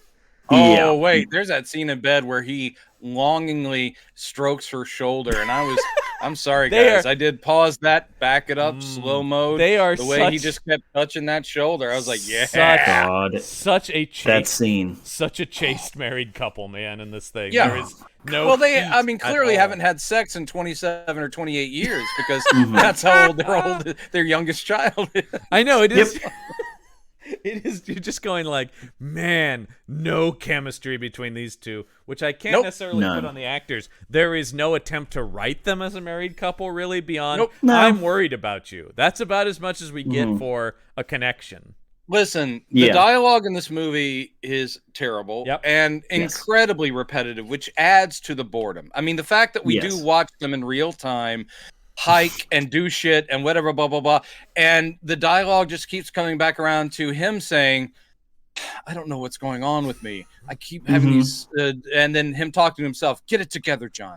Get it together is literally, that's 40% of the dialogue. The other Yeah. the other 60% of the dialogue is the wife or even the kids occasionally just going like, honey, I'm worried about you. You're too obsessed. You're too obsessed with this. It's just the medication. That's why you're. Oh yeah. Yeah, that's You got to good. remember to take those meds, folks. Hey, folks, the more you know. The more you know. So they go to pick up their kids at college, which is fucking hilarious because their kids Yeah. go to the same college. And by the way, when you say college campus, the college is like one building in the middle of the city. I was trying to decide because the kids hadn't been introduced at this point. So I'm Right. like, is this a boarding school and their kids are like 12? I couldn't Does it figure look it out like either. it? And in classic fashion, the hospital was like this too. In classic action show fashion, there is no one around. He is wandering this empty building until he gets to the library to find his daughter making out with a real sleaze bag. Yeah, right there in the library. And he walks up and he just goes, I mean, here's the thing. If you're an adult parent of a nearly adult child and you find her making out in the library, you duck back around and wait till you see them leave. You don't. And also, if she is in college, let's say she's 19, possibly 20. Yeah. You don't do the, like, if she's 14, you don't walk up and go, hey, cut that out. Stop touching my daughter. Get your fucking hands off my daughter, asshole. Get your hands off of my adult daughter. Yeah. Well, what's also hilarious is if you're the boyfriend, and again, we know that we later find out the devil's messing with his mind. Yeah. But the boyfriend going like, you fuck off, old man. Well, what I love is he's in like a leather jacket and he's unshaved and he looks like shit. Yeah, he's Leather Jacket, the character that I was famously up for in But then I like Walker, Texas Ranger. When we move out of his devil vision, he's suddenly in a button-up shirt and khakis going, what is the problem here, sir? Why did you put your hands upon me? Yeah, it is. Would you like to see my pocket protector? It is sort of like, I do like as an audience, we're supposed to be like, oh, that guy is no sexual threat to I'm your late daughter. for my computer coding class. Yeah, you're just like, oh, it's an asexual nerd she was making out with. Never mind. Well, they might He not have doesn't even have a been penis. making out. Yeah. Like, they Oh, might that's not have- right. I think that could've- is true. She was asking him Yeah. for a book, and he saw it as he was all over her. Well, because He worked in the library. I when think. he goes outside and he sees his son, oh my god, in one of the funniest drug deals I've ever seen. This is so great. Stupid. Hey man, That here was are those pills you asked for. Hands Oh them my in God. a full-on pharmacy bottle that's like huge and shaking Oh with my sound. It's like, God. we're obviously dealing drugs. God, I was expecting McGruff the crime dog to show up. I know. It was very much a Only after you school can take special a version. bite at a crime. Jesus Christ. Dare focus brought to you by the Dare program, the now defunct Dare program. Oh my You God. tell me that shit didn't work. What? No, and weird. then of course he's like, "You fucking pusher," and he shoves this kid to the ground. And then of course this kid gets up, and he is not. It's the same thing where it's like, "Sir, what have you done? I was just handing the notes for the class to your Is son." gum maybe? No, Oh, that's- it was no, that's gum. the thing is It was that 'cause when gum. he's like- That's it. Yes. Yeah. He's like, because I saw you handing this stuff off, and it's like literally spearmint chewing Yeah. gum. And I am. Yeah. And Dad's I- like, I'm sorry. I just, things are weird for me right now. I don't know if you've heard my inner monologues, but I can't get my shit together. You know what I love is we never get the perspective of the kids, so we never get like, No. hey, did Dad assault one of your friends too? Yeah, that's Yes, pretty I know. out of character. Because when the kids are back home, which is like later that evening, Yeah. they're not really all that concerned for Dad. They're just like, he's a wacky dude. He's back from the cave. My favorite scene is him talking to the daughter, and he goes, "How you doing?" She goes, "I don't know. It just feels like I don't know who I am these days." He's like, "Yeah, that's rough." And then it came up like, "Wait a minute, was that almost a subplot about the daughter?" Never mind. Movie's not in. That was so. Oh my god. The movie does this weird half-ass attempt with her Mm-hmm. to make her the one that's genuinely curious about the history, Yeah. the backstory, and possibly I she's hated. going- I hated Yeah. the boy. He's just fucking awful.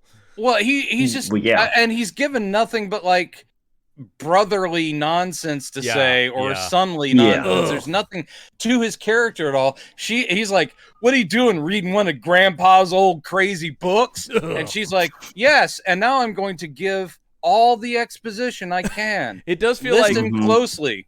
it does feel like every line he has could end with him going, "Ugh." Were you reading Grandpa's books? Ugh. Whatever, Dad. Ugh. You know?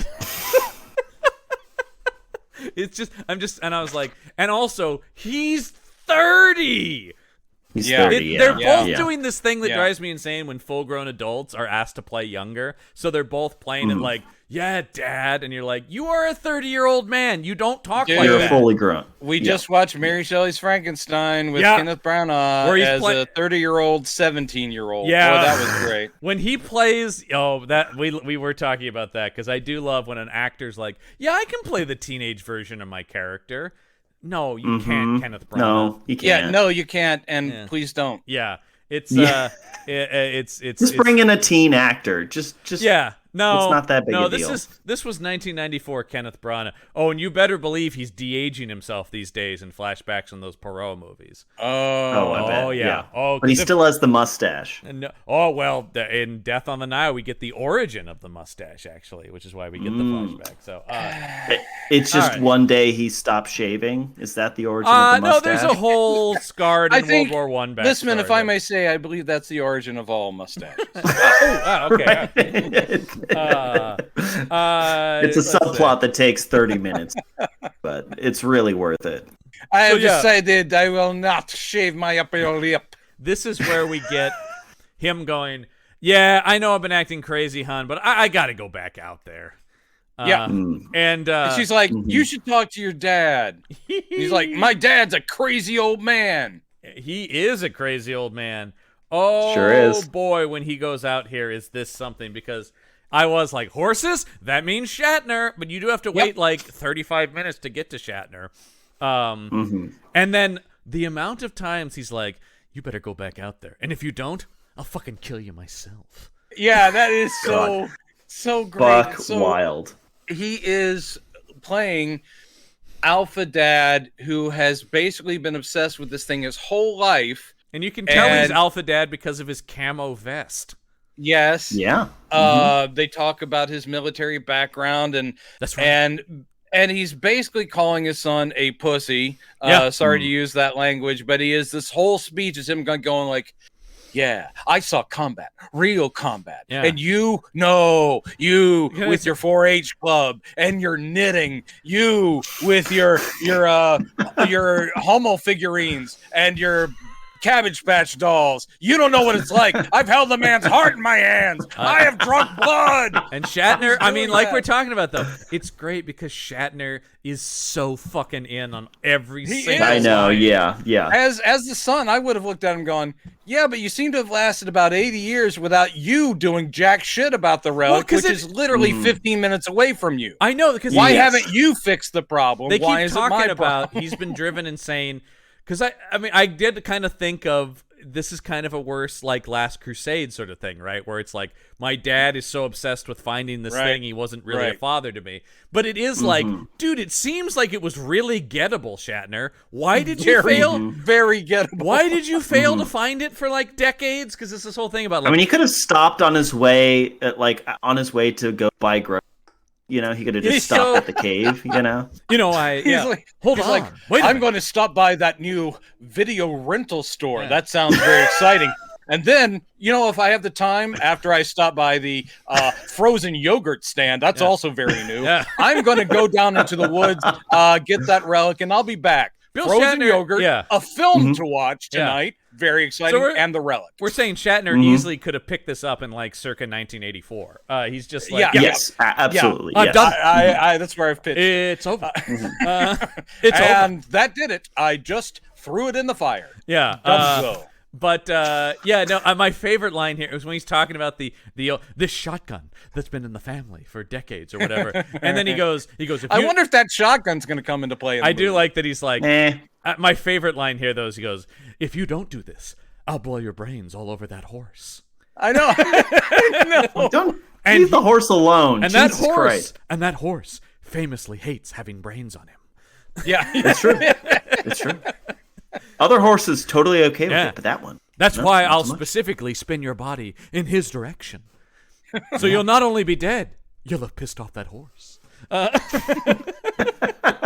It's so fucking fun. It's just like there are no really one-liners in this movie. I don't have anything for us to do. No. But there is, I think it's later, but my favorite Shatner line in the movie goes, it says something about it's getting dark, it's getting scary. He goes, it's hella fucking ween out there. Yeah. Yes, hella fucking yes. ween. I wrote that down. Hella fucking I ween. enjoy every time he cusses in this movie because it's a rare. A lot of the pleasure. IMDb reviews are just like, Captain Kirk using bad words?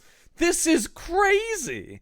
No, I was all for it. Well, because there is a lot, Yeah, but it's there's great. a lot of like, that's it, grab that and get the fuck out of here. You know, like Yeah, that kind of yeah. thing. Well, because it's great because he's Shatner, so it really does. It is in the Captain Kirk inflection that he's cursing. It would be like, And- Spock, we got to get the fuck out of this planet. You know, like He does give us in this scene some of the exposition, though Yeah. it's all confusing. And even later, Yes. when Yeah. the daughter's reading from the journal and adds more to it, we still don't understand. no, what I the actually fuck felt it's all like the about. more No. that the more they explained, the more confused I got. Actually, Yes, but basically, he's like going, this goes back to our ancestors who were Aztecs, and that there was a sacrifice that was required to keep these demons at bay, and somehow they put souls in this relic, and that's what you need to go find Yeah, to I break a couldn't. curse. When they got into the capturing souls in the relic, I was trying to figure out, now whose souls are these and what? Because there are these like, Just random peoples. well, because they you know. talk about in the cave was the site of a great battle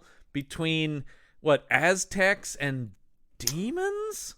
Yeah, I mean, I thought it was Kentucky. between 5, maybe 6 people in a cave somewhere. yes, That's and what he the battle also was. Of course. says something like, or maybe it's later. The two exposition scenes I'm getting mixed up a little bit, but at one point they say something about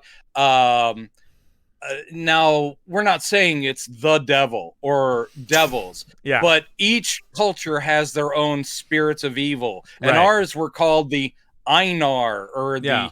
is something, and those are the ones that our ancestors fought. Culturally, they were so daredevils. Is this and- then? Is this then arguing that that's the correct? The Christian devil? No. This, yes. Well, I think no, they're they're just arguing saying that there's all sorts. devils, the but this I specifically, gotcha, yeah. this tribe's devils, Mhm. and that they are the people of the sun against the people of darkness, or what? I'm like, what the fuck? Yeah. And It's just and of gobbledygook. course, let's not forget that they are proud descendants of Cortez. Again, Yeah. I laughed Mhm. very loud. Proud descendants, and did of you course. see I Wow. what laughed so loud. Shatner's character is credited as Hayes, I think? Yeah. Yes. What is that? I don't know what that is. Nobody Is it else. a first name? Is it a last name? Who That could- is nonsense. Is Yeah. what it is. Yeah. Yeah. I don't know. Okay. Guess what? I If you don't ask know. the writer and the director of this film that exact same question, they go, "Which movie was that again? Was that the one in the cave?" Yeah, I don't think there's a lot of that. Oh my god, hang on. I just looked at Hold on, we've got incoming news. what Shatner's next movie is going to be.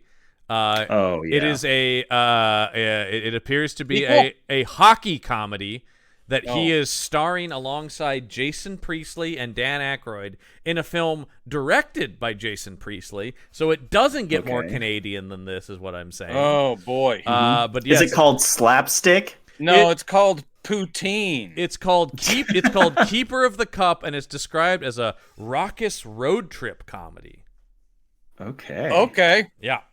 And Bill Shatner, Great. Dan Aykroyd, Jason Priestley, directed by Jason Priestley. all righty then. Anyway, stay tuned, folks. Okay, Yep. Shatner, though, I mean, you got to say this. Guy's still working. the guy is still working, and my hat is off. to And him, as except long for I'm and not as I taking my hat as off. I've told the story before about when I saw him at a convention, as long as you meet John. that quote, Yep, he's there. You got to meet his quote. you got him. And apparently, this movie met the quote, so he's here. Jesus yeah, Christ. and that's pay- where the entire budget went. and also a little bit for the horses too. Jeez.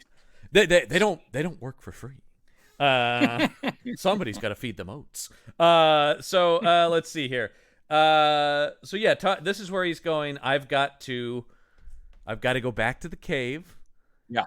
And Jerry Ryan's like, that's okay, but we're all coming with you. And I went, no, don't do that. And she go, well, but come on, we knew that was coming. And he goes, no, I won't let you. She goes, your dad told you this is a family thing, and we have to end this together. But the thing, then he just caves and goes, yeah, okay. And then, well, as we're saying, it's so funny that then the tone totally switches to like family road trip comedy out of nowhere. And because again, isn't there weight hanging over their heads? This centuries-old family curse, even devils. Let's say, even if you are the kids or Jerry Ryan and you don't literally believe in the devil curse, clearly there's something wrong with the father. You know what I mean? Like, clearly there's something wrong with John Sergio. By the way, I'm just calling him John Dash, so his name is now John Sergio. I like that, John Sergio. John Sergio. Is that why all of his dialogue actually had closed captioning, where it was like going, "Oh, thank God, there's the English underneath." Oh, also, thank God. I can't hear Sergio without thinking of that John Hamm SNL sketch where he's the sexy sax man. Sexy sax man, Sergio. Oh my God, Sergio. That's so great. That is one of the best. And that head turn to camera going, Sergio. So fucking funny, man. John Hamm, one of the funniest dudes around. I'll give you that. I'll give you that. Is hilarious. Now, where did our friend go? He's there. He's got his Bluetooth headphones on. I think he can still hear us. But he'll be back. It scares me when he goes away. I start doubting my own existence. I don't know, Brendan. Maybe the devil got. He's not the same. Look at him. Oh dear God, no. Oh, thank God he's back. He's a creature of the night now. I really had to pee. Sorry about that. Understood. That's all right. Werewolf breaks happen to the best of us. They do. They do. So, but yeah, this is where it turns into. I you know what I expected is this cut when they're loading up the RV to go to up on down the holiday road. You know, like it's just like, here we go. Except for imagine National Lampoon's Vacation. With a shuddering beast of an RV. I cannot stress this enough. That is, I mean, okay, he's an adventurer. He goes hiking and spelunking all the time. You'd expect some wear and tear on the family vehicle, but I swear to God, they are using live sound, which was a big mistake. They're using live sound of this vehicle because you're hearing it going like, once again, hearing this thing going, I do not have long left. It is embarrassing. I was watching this with my sister yesterday, and she did at one point go, he didn't even wash it. Like, it's just filthy. I also want to bring up, if they don't believe in the curse, then they're assuming that he's. So the question becomes, why are they letting the man who's drive the RV? Yeah. They are just kind of like it does. Maybe have mom drive. She's not hallucinating. I just love the idea that it's like Jerry Ryan. I want the scene where she's talking to the kids, going, "All right, Dad's having some problems, but we're all just gonna humor him right now and hope this kind of works." So I think they are kind of taking this approach where they just go, "Yes, honey, we'll get that devil. We'll just get it." Yeah. Let's go to the scene. Let's just humor him. While they're driving. Jerry Ryan does make him promise. She goes, whatever happens, this is it. Whether we get it or not, this is the end. I don't want to hear any more about relics and the devil after this, okay? And I think I think she's fully expecting to find nothing and have him go, oh, I guess it never was a thing. Yeah, but they're not really surprised when they see the devil. No, it's like they're not really that shocked. Well, no one is really, because no one has any characteristics or feelings about anything in this movie, really. on this trip, this adorable road trip again, which happens in an afternoon, which means they start during light and they get there during light, which means again, it's like an hour and a half for the relic is 15 minutes drive away. So when they get there, but the trip is the daughter in the back with the brother, and she's reading from Grandpa's journals, which of course look like they were bought distressed, sort of off an Etsy store. And she's reading the backstory, and the thing that I could not stop laughing about here is she goes, they collected the souls of the sacrificed into a vessel they called the relic. I did love that. A vessel they called the relic. Yeah. Huh. The Man, ancient peoples decided to call this thing basically the thing, Yeah. is what they decided to call it. The object. They put the Yes. stuff into what they called a container. I mean, Yeah. what the fuck? Maybe call it something like the hands of fate, or what? I mean, you could call it anything, but calling it the relic, I was just like, Anything. Jesus Christ. I mean, and by that They're I mean, looking down the road. They're like, what will people call something old? And, well, they would call it a relic. Yeah, that's what we should call that thing. Yeah. That's what the ancient people of that time as well. Very interesting. They called it the Tupperware cereal container. The Jesus artifact. Christ. The All right. artifact, sure. Yeah. The MacGuffin. the MacGuffin. anyway- There you go. the thing that's nuts about or I was gonna say actually is the thing? yeah, I don't know what I was gonna say. The is one thing. they actually one are thing. trapping Yeah. souls in a VHS copy of the Tom Sizemore movie, The Relic. But Yeah, based on the horror novel. yeah, Um, it's okay. And It's totally okay. sure. Yeah, it's not great. no. It's better than this. It's yeah. Um, Oh man. If you were to watch The Relic right after this, it's a fucking masterpiece. It's fucking Citizen Kane. It's a The competently CG. made movie. But this thing is this scene also is where once they've gotten that out of the way and the brother's going, that's some crazy bullshit, sis. Then they stumble upon because it's raining. They stumble upon this made no sense to me because it does look like they're intruding on a wake. So I expected this was at like a cemetery or something. But instead they seem to just be standing in the road, all dressed in black, remembering the dead guy, Paul, that we've already forgotten. It's very that's- convenient for the movie that they are just doing this on the path to the cave. Yeah, that it they seems like happen. they knew somehow they were coming and said, "Hey, you know those clothes we wore to Paul's funeral? Let's put those back on. Stand out on this road in the rain to make sure that that John Sergio feels guilty." John Sergio. John Sergio. And that's Can I ask you all guys a this is. question? Yeah. No. The two college students Yeah. who he punched, Yes. did Oh, they yeah. both die? One did for sure. The I thought they both died. I think right? the other one we don't Yeah. see. We see the devil following one of them. We don't see what happens to him. Oh, the other guy right, is that's sliced up in an elevator. Yeah. Okay, yeah, that's right. Yeah, Okay. yeah. Yeah, because That's that was right. that. The just other kinda- guy, I think, is an implied death, but we don't actually see it happen. That We do was see the another monster pursuing them. quick flash thing that I wasn't even sure who I was looking at dead I in the think, elevator. I think the And guy. I will deadly- say, I think I that's need to the guy- reiterate, I checked out a little. I think that's the guy the daughter was making out. That's like cut It in was, the blood-soaked elevator. Because these demons have a tendency to just kind of tear people up, right? Yeah. So, I don't know just why gut 'em. Just they gut 'em. attacked those two people. Gut them like a fish. Like- no, I don't know. It's just Because they have some kind of connection to this family, this cursed family. I guess. But do we see guess. that happen to other people? Not really. To be fair, there really aren't a whole No. lot of other people in the movie. All these True, mourners yeah. will be sliced to pieces later. Like they didn't kill the family member.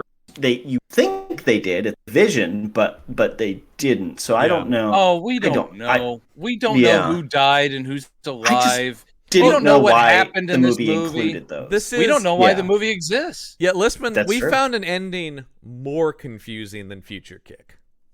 Yes. Future Kick is stupid, but at least the ending. Brendan, I don't know if makes you know some about sort of sense. this is the second time this has happened to us where the events of a movie are not real, because we did a movie called Future Kick where at the end of the film it was revealed the entire movie was a VR simulation. Nice. Yeah. Yeah. Can I say that? Let's make sure we're not confusing it with the amazing series that is Kick Puncher, right? No. Right, We were yeah. hoping Okay. for Completely something in different. that vein. We picked that movie Yes. purely on title because we thought Future Kick is an amazing title. It really Yeah. is. That movie yeah, is one of the worst films we've ever seen. Yeah, we've never so, been more yep. disappointed. That was Don the Dragon Yep. Wilson. And weirdly, Oh! he barely even kicks anybody in the movie. So what's the That's point? true. That's true. You have the I- world's yeah. greatest kickboxer in a movie called Future Kick, and he throws like 2 kicks ever. Yes. And they're pretty lame. Yeah. Has he gotten to be as big as Steven Seagal, and that's why he doesn't move? No, he still looks great No. actually in today's. Okay, Don, all right. Don looks great. Yeah. Stay tuned over on Meet the Monsters because Don the Dragon Wilson might be making an appearance over on there. So Oh, Hopefully I can't that wait. appearance is better. Yeah, well, you're coming on for that'll be the Would- crossover the other way, Litzman, with you. Would on you these- guys Yeah, mind if yeah. I changed my name to Brendan the Dragon Jones?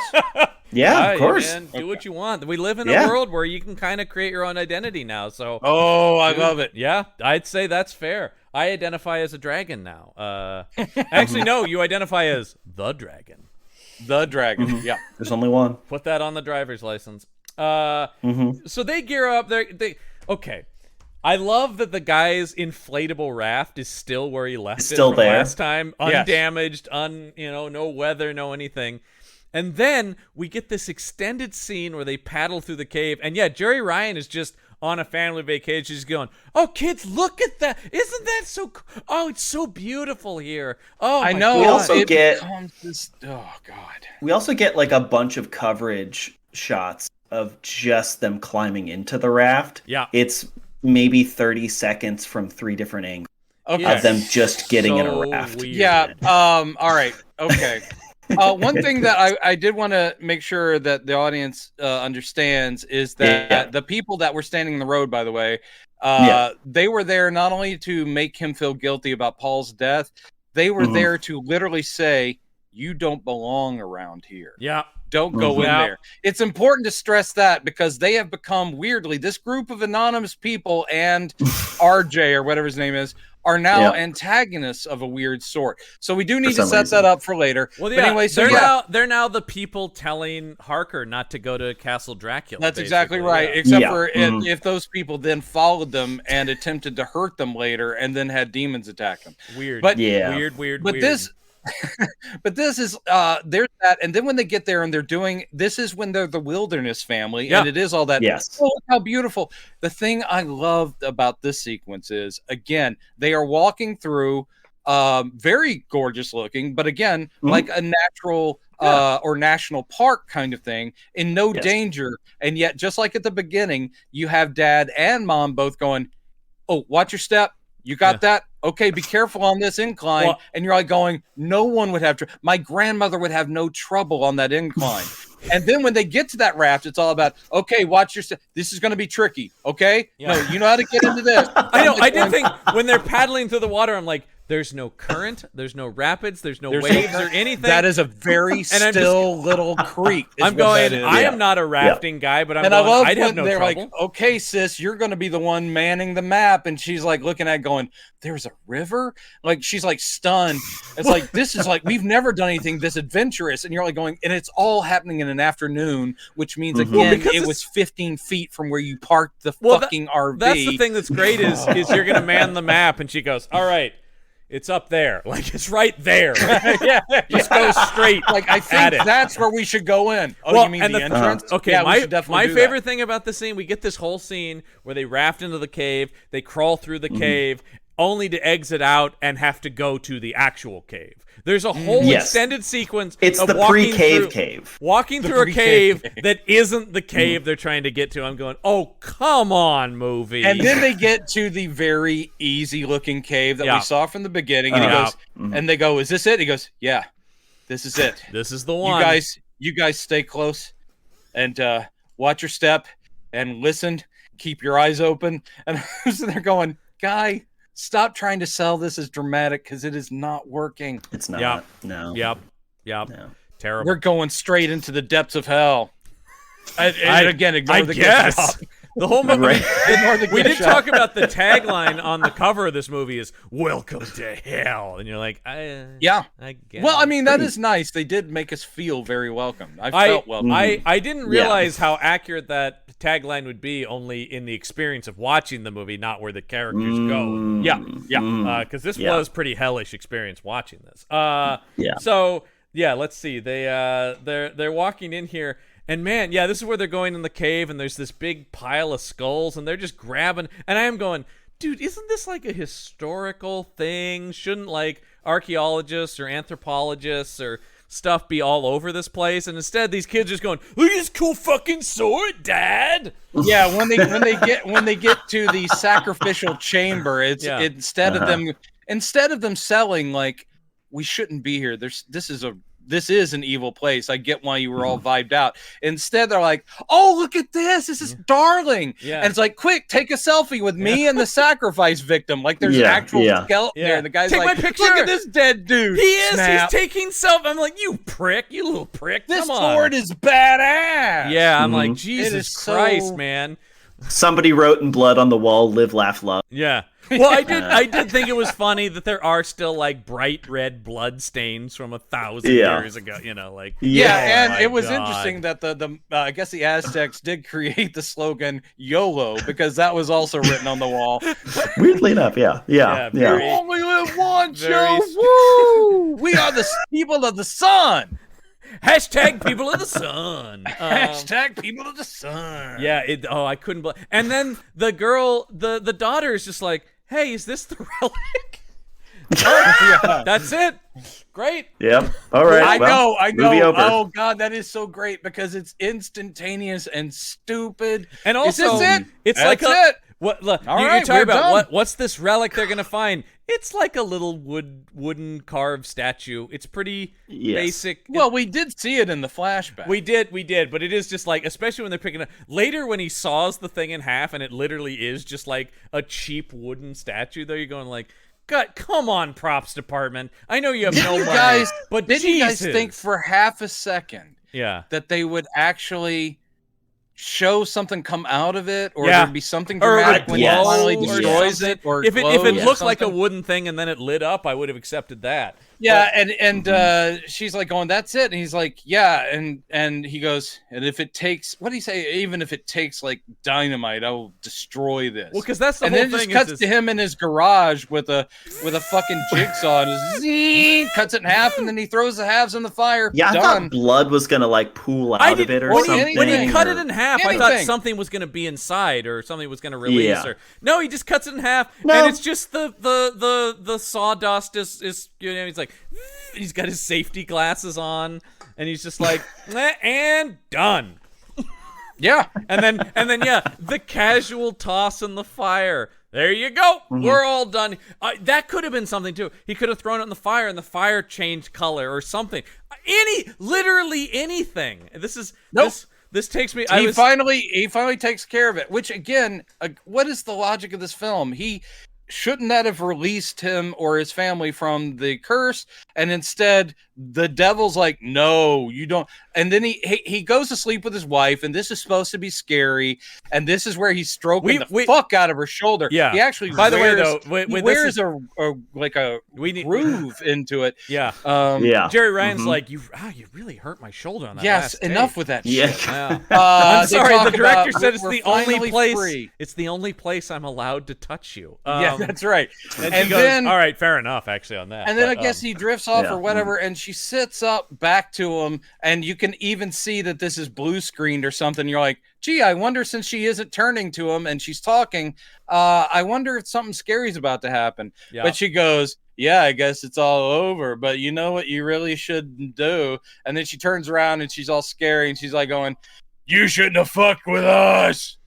And then it Should have goes, left it alone. Well, Oh, so no, that's the end of the devil. movie. We got to talk about where Shatner gets involved. We skipped over Oh, that if I'm we're not. sorry.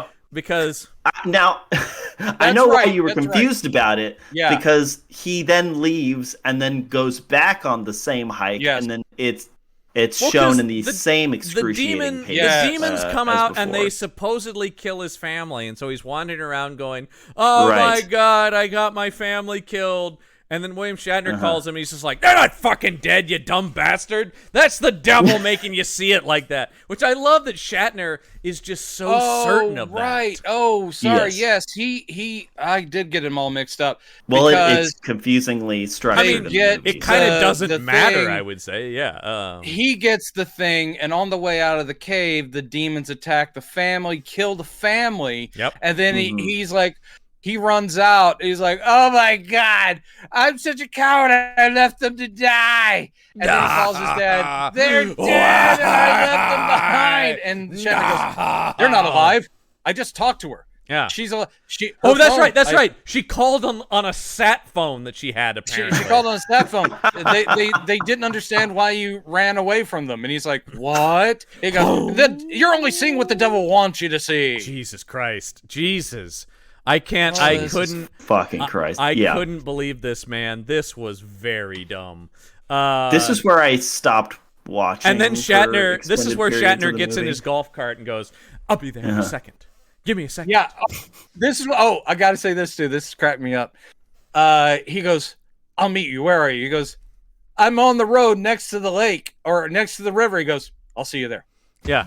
I'm on the road next to the river. I know exactly where that is. Could there be any less detail? But I mean, he could have said, talking "I'm about near some grass.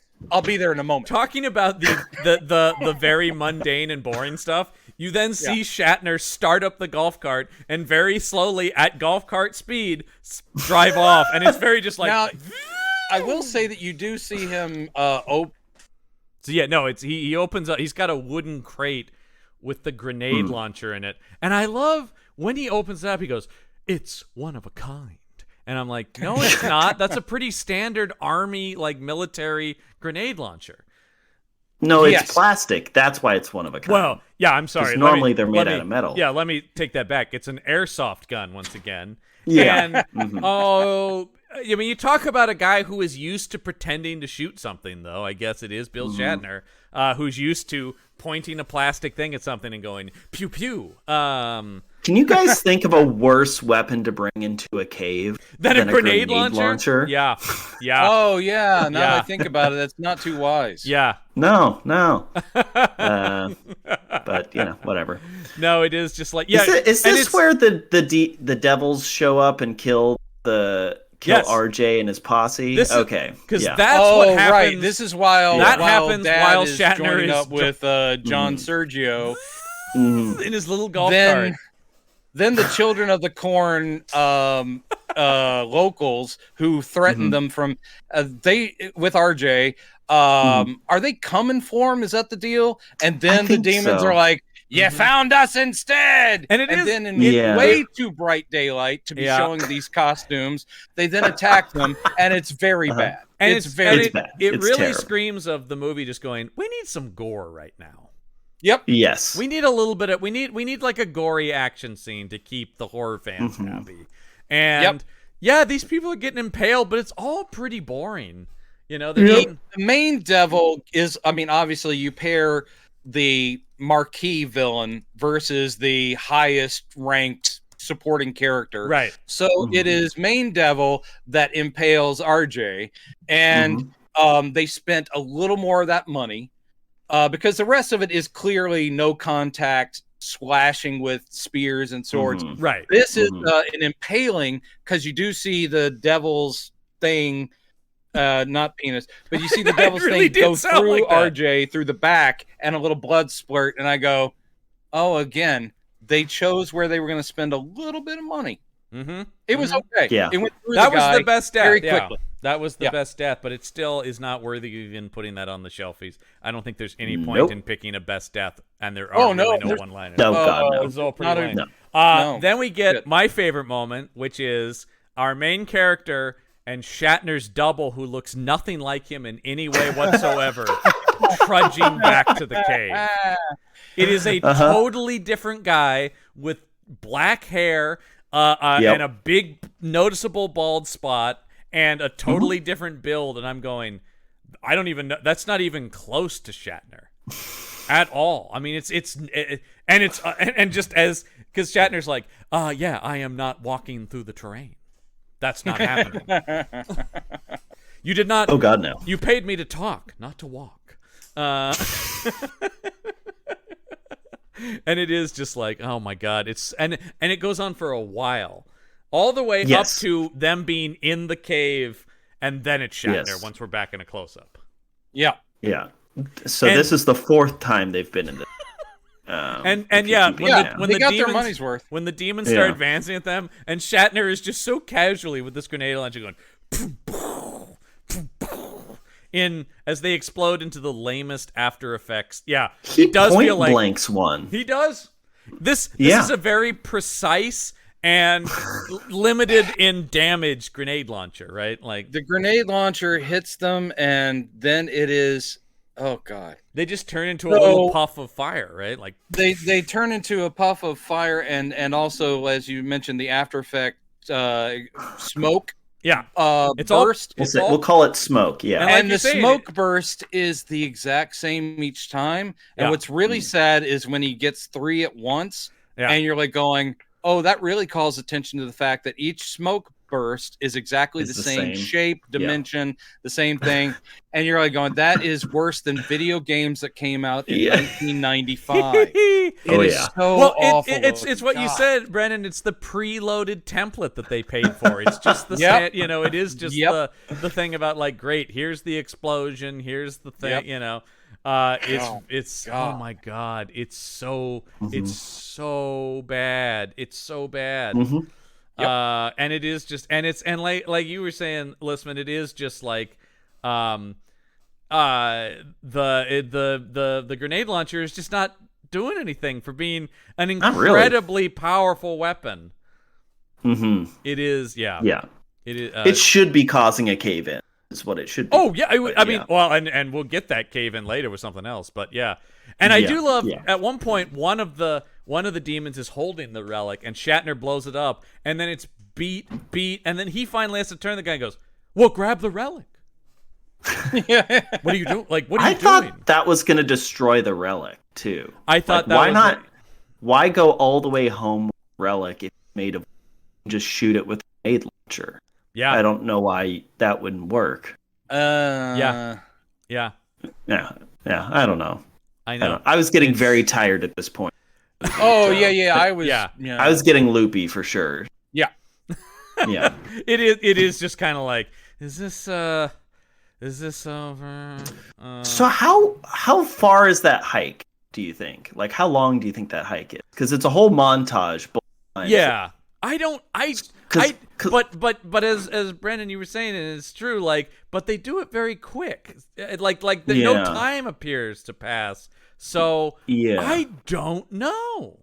And Like, again, if you're I was tracking curious it, how long it's the all- family was. Oh, go ahead. No, I was just saying it's all happening in an afternoon. So there's just Yes. no way that this could be any kind of a journey. Right. No, yes, it's yes. that, but they want it to feel that way. Is what's funny about it, right? Like, Yeah. they Yes, want this to yes. have this, like, man, we really had to work through this to, no, How long do you think the family was in the cave? an hour, Like in between maybe? him being like leaving and coming an back. hour, 2 30 tops? minutes, maybe? Yeah, I don't know. Maybe. Mhm. Yeah, Maybe. yeah. I don't. It's and what I love is, once again, the movie doesn't care because the family doesn't. also isn't particularly haunted by their experiences in that cave. Because when Nope. we find them, they're like holed up in a little hole in the cave, going, "Don't let the demons see you." By the way, They're doing totally fine. demons exist. Wouldn't that? I mean, there's always the thing about these movies where I go, that would fundamentally change my understanding of the world if an army Yes. of demons materialized in front of me. That would Yeah. change everything I know about reality. And they're just like, oh, hey, watch it now. Those demons are dangerous. So yeah, and of course we do get the main devil guy grabbing Shatner and pulling him to the ground. But oh no, then the son saves him, and Bill's like, "Hey, you did something for once, son. Maybe you're not such a loser." I I'm guess you're proud. not such a loser. Yeah, it's bad. Yep. Yeah. Yep. Yeah, I'm sorry, everybody. It's bad. We kind of It's just unnecessarily get, just because once again you talk about like the horror tropes. We just need the beat where he's like, "You get your family out of here. I'll sacrifice myself," and you're like, I don't know That's that the you whole actually. I don't know that you actually need to do that, William Shatner. Yeah, especially No, he if does. you've planted some explosives. Now get the fuck out of there. Mm-hmm. Yeah, I did Yeah. think that. Like he's got the backpack with the bomb. Why not just throw that and then get out of there? Well, it's like on a what the timer. son says later. That's how he wanted to go. You Yeah. know? So he went into that cave Oh, expecting to blow Mainly himself because up. nobody feels that bad No, about him exploding. In fact, they're No. all when they get after they go through all of this, they get back. Mm-hmm. They get back to the RV and they're like, "Oh man, what an experience! Am I right, guys? That was crazy." There is no. Like, no, holy shit. no. Demons are real. No, Holy shit. and Grandpa's then later, Yeah, well, later when the dad and son have the chat out on the porch or whatever, he's like, "Oh, I kind of wish Granddad had made it." It's like hours later that he's like, "Oh, I just kind of hit me there. Grandpa's dead. That's kind of it's kind of He just sad." blew himself up to stop some But devils, then, which I guess are real. We are supposed to be. You're right, Lisman. There's a sort of thing where it's like, well, it's how he would have wanted to go. Yeah. Well, he died. He goes. He died a warrior's death, and Yeah. that's what he always wanted. So that's I don't why. know if it's a warrior's death. Just like in Star Trek Generations, I don't know if a warrior's death is falling off a rickety ladder or a rickety. No, bridge that thing. always read as and that was even a changed one from what it was before. I where know. they but never what could they land ended up on. with was that Yeah, shit. well, way to I take out Kirk. I'll take that bet. I'll take that over him just getting shot in the back unceremoniously, though, which is what was in there originally. Yeah, they should have really given Kirk's death a little more thought. No, I agree with. And now I'm talking about this, but I agree with Ron Moore, who says in retrospect he should have gone down with a ship or something like that. Like, that Yes, should have been Captain! him in the chair and sacrificing him and his ship I to save can't believe Picard. they thought of that later. Yeah. And then they go, no, this will do. I mean, there was a lot of You studio should notes. probably and go out stuff going, like that. whoa, whoa. Yeah. Yeah. All right. So anyway, yeah. It's so they're and he, as like we said, then we get the cuts the relic in half and yeah. So then at the end though, it is like suddenly Jerry Ryan starts talking as the devil, and so I'm going, she's the devil. Then I'm like, wait a minute, no. He's back in the hospital. Then you get this thing where the devil and him are each have one of Jerry Ryan's arms, and they're in a tug of war for her. Yes. Holy Yeah. shit. And then we get Holy shit. we get Angel William Shatner in his all white suit going, "You have to let go, son." But I'm proud What's of you. weird is I all of his death love you. visions. Yeah, he sees all the family going, "I love you, honey. You're great. I love you, Dad. You're awesome. I love you, Dad. I'm 32," and all this, and then, they're doing all that, but in a couple of them, the devil pops up behind them, like going, "Ooh, even your death visions. I'm still here, and I'm gonna grab a loved one." And you're like, "What's going on, man?" I mean, is it because his dad is the one that says, "I love you, son. Remember, I always love you." And he's like going, "Let go, John." Yeah. I'm like, well, then why? But doesn't that kind what of does this have negate to do with anything? doesn't that kind of negate the Shatner sacrifice where I'll die so you can live on? But then Yes, but now it's 100%. but now it's John. You need to die so they can live. I guess. And then, that the and whole then thing what we is about what we sacrifice. don't see then is Jerry Ryan has to sacrifice herself so the kids can live, but then the brother has to sacrifice himself for the sister. Then the sister has to sacrifice herself for the family dog, and it's just on and on and She has on. to sacrifice herself for the guy she made out with in the Yeah. in the library. Yeah. He comes back to life. She has to sacrifice herself for that RV. It's a whole thing. It's just yes. Actually, wouldn't it be yes. great if the RV had just sacrificed itself for the entire family? Can I and just that say- would have fixed everything? somebody shoots something at them and the RV drives in front of them on its own and explodes. And you hear it, you hear it going, no. No, it's like the horn of the car, but it's going no. That would make this movie way better. I would. This would be one of my favorite movies. Yeah, That Yeah, that's all that it's missing, really. I know. Yeah. It's so dumb. Anyway, and that's the end of the movie. The movie ends, and I went, "What?" Well, there was a quote at the end. Oh Did you- God! Yeah. Yeah. Did you see that? What it was as if they're going like, "See, it makes sense. We used this quote." No. We Did you used write this the quote? random quote from Did a you- poem Did you write written the in quote the down? 1800s. Did you write the quote I down? did, yeah. Oh, yeah. I Go ahead did and Oh, read write it. thank down. God, because I didn't. Go ahead and read it. Yeah. This is by a poet named Edmund Vance Cook, I Okay. guess. Like I said, this was written in the late 1800s. I don't know what it has in it, but Yeah. here we go. Yeah. Death comes with a crawl, or comes with a pounce. And whether he's slow or spry, it isn't the fact that you're dead that counts, but only how you die. Yeah. I don't know. I don't know that really has anything to do with the movie. It's like down the stretch in the last like 15 minutes, the movie decided, oh, this is about like sacrifice and death, I guess. And you're like, has it been yeah. about that? Yeah, you Yep. didn't really set that up in the first part of the movies. No, it's bad. Take Once to again- have, but Once again, yeah, this movie's bad.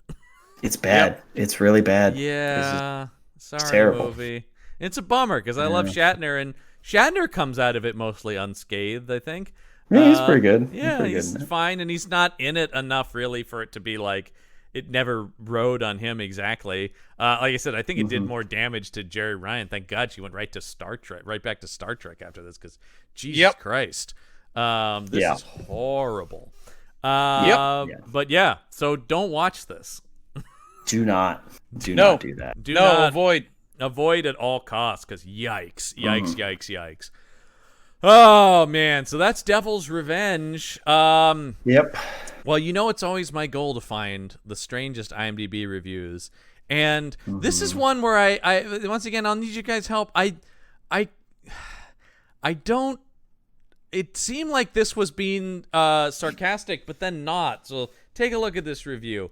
This comes to us from Alistair C 2000 IMDb user, and the Okay. review is titled "It stars William Shatner. Period. Amazing."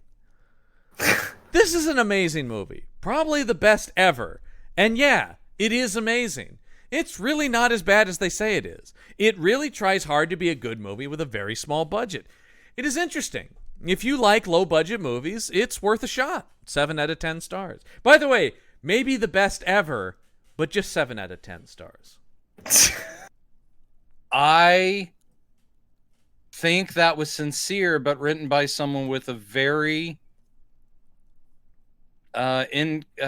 inconsistent Limited concept. Yeah. Yeah. No, because yeah. I'm trying to dance around saying someone was not that intelligent. Yeah, I think. Well, I think it does with that. because it did come Yeah. off as like maybe the best ever. I go, oh yeah, okay, there's the joke, right? But then when the rest of it goes, not Right. as bad as people are saying, and it's worth a shot, and it does a lot with this low budget. I'm going, wow, okay, this sounds like a sincere defense now. Yeah, that's the thing. Is it yeah. seems bouncing between am I mocking or am I being genuine? And Shatner's there. I mean, look, Yeah. I agree with the Shatner's there. So how bad can it be? Like, I do agree that Shatner is there, so I think they really did. and I think that nail that part. He is there. I don't, but I mean, like on the IMDb scale, Shatner being there takes it from like a 1 star to a 2 out of 10 for me. Like that's about Yes, it. it's very low rated. It's very really rated. I would IMDb. watch that one scene where his monologue, even though that's all gibberish he's talking about, because it's just an example of an actor with that kind of experience and that kind of personality can take absolute garbage. Yeah. That means Yes. nothing. And every choice he made, and I watched that thing, I was like, Bill, you're making choices. And what's fascinating is what you've been given. And so you're picking a part where you're angry, you're picking a part where you're vulnerable, you're picking a part where you're actually kind of sad and morose. I'm like, and you're putting all that into this? Yeah. This? Yeah. I try to imagine him reading anything I've ever written, which is, and I'm patting myself on the back, a lot better than anything in this movie. And just imagining what a Shatner would do with some of my dialogue and going, Yeah. that man is a god. That man's a god that can take that kind of garbage and make it at least engaging. Dude, It makes no sense, Yeah. but engaging. He is yeah, I mean, like I said, He's I a mean, god. I respect that it. I mean, it's what we talk about on the show, Listman. We like actors who, no matter the situation, go, I'm doing it, man. I'm doing the work. I'm bringing everything Yeah. I can to it, and that's what I think Shatner has always been good at. I mean, I can think A about pro. all the bad. I mean, professional. I've seen a bunch of the bad TV movies and stuff that he's been in, Kingdom of the Spiders, stuff like that, and he is I do never remember that, yeah. just locked in. The guy, say what Yeah. you will, I've never seen him phone it in ever. It's always 100%. And we have some more Shatner movies that we want to. Some of the younger Shatner movies, you know. I'm hoping movies Younger where he's Shatner. the actual star. Yeah, I think we're gonna go back to some of the stuff from the 70s and 80s where he Yeah. is the in action hero mode. So Yeah, because as long as he's the actual, I think the movie will be a lot better. Yeah. I think Yeah. Because we're this is just no. There's the not one enough the of one him. I know I think Save we're it. doing is the kidnapping of the president. Do you remember this movie? Oh, Brendan? yes, I do. And that has a pretty good cast around him too. Yeah, And I that's- don't really have much memory of it other than I remember its existence. Yeah. And that I probably watched it on like Saturday afternoon TV once. Totally, yeah, it has that vibe to it. But I think that's one we'll definitely be doing where he's trying to get the president back. You know, Yeah. he's a Secret Great. Service agent. Yeah. It's him and Hal Holbrook. I mean, shit, that'll be good. Oh, Hal Holbrook is the missing president, and Van Johnson is in it. So that's not bad. We'll talk about that Yeah. at some point. a movie with It's Van probably Wilder better than and- this. Van Wilder. Van Wilder's in it. Will he ever graduate? It's crazy. Well, unfortunately, our old pal Bruce didn't get a chance to see this movie, but I did pull this is one of our most interesting Bruce Winning reviews, I think. So it's time yet Great. again for everyone's favorite segment. It's time for another edition of The Winning Opinion. Ooh. Yeah. This is Bruce Winning's review of a movie I've never seen, but it's a movie called Tenderness, starring Australia's favorite son, Russell Crowe. And this appears to be a drama of some sort, or maybe a dramatic thriller. I'll just say it says Russell Crowe stars as a strong, quiet detective determined to unravel the past to discover the truth about a violent young man released from prison. So I think this is kind of actory, 2009. This feels weird. This is a bit of a stretch for Well, old Bruce, we'll see what Bruce thinks of it. Uh-oh. Here is the title. His review is titled, "I have hope, ... Hope that I will find a movie that I will like." Oh. I like Here we go. I like action and violence. I like action. All right, here we Okay. go. It's weird. All right. I know of only this guy through you guys. Yeah. And I will say, I never related to him before now. Yeah. That one thing. That's just the title of the me and review. Me and you, we are on the same page. Okay, here's the review. I like Okay. action and violence, but this movie is none of that. I saw guns, but there was no shooting. I like shooting. 1 out of 5 stars. Bruce is pissed, you guys. Amazon suckered him into watching a movie with no shooting. It boils down to that.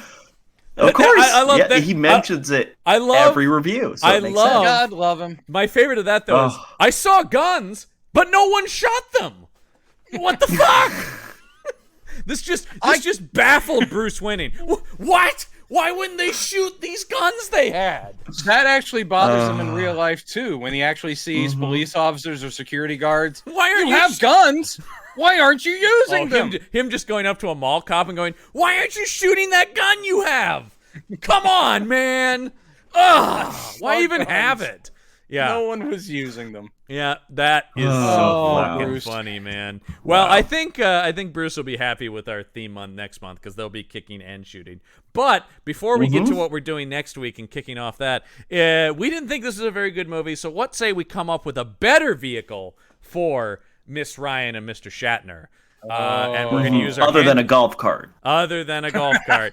So we are going to have our handy dandy action movie title generator. And yes, for this month, Spooktober, we have set it to not generate action movie titles, but horror movie titles. Oh, so we've boy. recalibrated. So here it is. We're going to come up. The only parameter here is it has to star Shatner and Jerry Ryan again. Gotcha. I think we'll put Yeah. them in the leads this time, as it should be.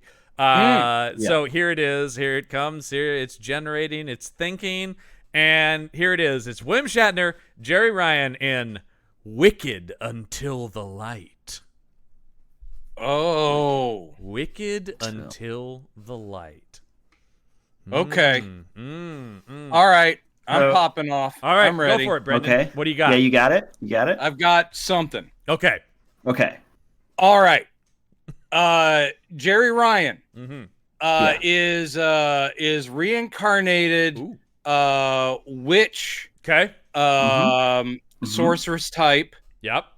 struggling to stay on the right side, but the past keeps pulling at her. Evil keeps pulling at her, and she's desperately trying to get rid of that taint in her soul. Yeah.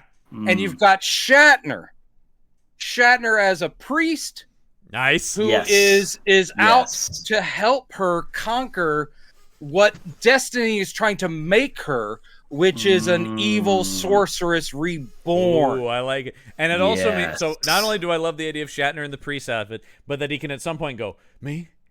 I'm here to do the Lord's work. Yes, and in tribute of you, John, in tribute of you Yeah. and your fascination with misguided comic adaptations, Shatner's priest has a fucking crucifix crossbow, Yes. just like Yes. Constantine in Yes. that misbegotten Yes. Constantine film. That's right, not a fan. Yeah, and you're wrong about that. We've talked about this, Nope. but I love that Constantine movie. But yeah, Shatner with because it's kind of similar to this. He'll be in it more, but he'll be the priest until the third act when it's like, now it's time to lay these fuckers down, man. There's no Yeah. choice. Yeah. Yeah. Now it's time to actually lay hands on and destroy demons and shit. I'm down for that. Yeah, that's All the day plan. long. Who's playing the devil in this movie?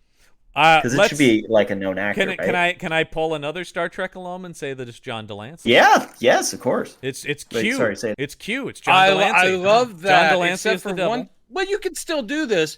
I'm not going to be ageist, but here's the thing. How about he seems like he's an ally, or he's her fiance in this time period? Mhm. But he is the fucking devil and has been working as the main seducer over to the dark side, and not even the priest realizes this. Yes. Yeah, Because I then like you can tricky do it that is. You turn. could keep him as a romantic Totally. partner for Jerry Ryan. Because she's Mhm. older. I mean, she's not as old as Delancey, but I don't know that would read too weird. And I gotta say, I'm watching Picard. That lady has kept that shit together. Oh my God, she hasn't. Mhm. She's hardly aged a day. I know that sounded gross to the listeners, and I'm sorry, but she's an attractive woman and Well, remains I mean, an that attractive was, woman. I mean, look, the being a Star Trek fan from a kid, all of my first crushes were like Star Trek characters for the most part.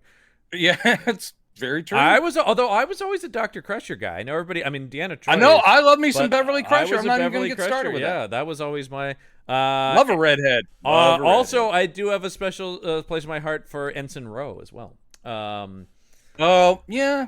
I've always liked the badass women. So You Kira- love people to have weird shaped bridges. Well, because I did love. nose I bridges. actually more so loved Kira on Deep Space Nine. Man, she ruled. Oh no, that I understand. Nana yeah. Visitor, man, she was awesome. Nana Visitor. How do you pronounce it? I think it's Nana is how I've heard her say it. Nana. Nana Oh, okay. Visitor, yeah. Nah. Nana Visitor, yeah. Anyway, well, next week is very exciting because we began a whole new month and a whole new theme month. That's right, folks. We're entering the month of November, but here on the Action Shelf, it's Norris November. That's right, a whole month of Chuck. And there will be roundhouse kicks aplenty when we take on. We're starting with some early Chuck. An episode we may have already recorded, so we can pretend we don't know what this movie is. But Sure.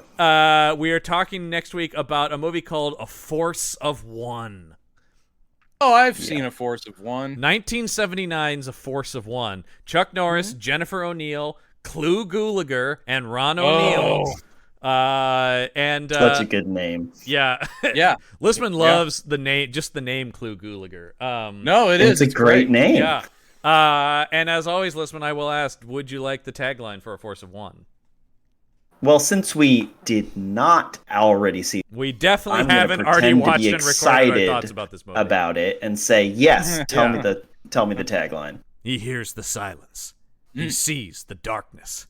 He's the only one who can stop the killing. Chuck Norris is a force of one. Wow. Yeah. I remember it as being a pretty common staple of early HBO.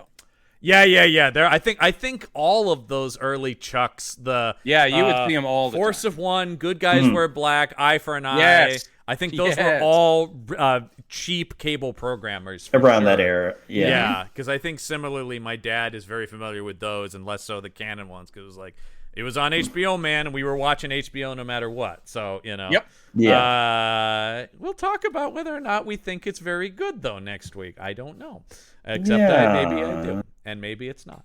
It might not be. So join us next week for that. Brendan, as always, thank you for joining us. Of course, you can now listen to every week. We are putting out new episodes on its own feed, Campbell and Jones Meet the Monsters, where Brendan and I chart through the history of the classic monster characters. So whether you want us to or not. Yeah, we never asked it for permission for this, so it's happening no matter what. And Listman, you've been on some of the episodes of that, so yes, stay tuned for that.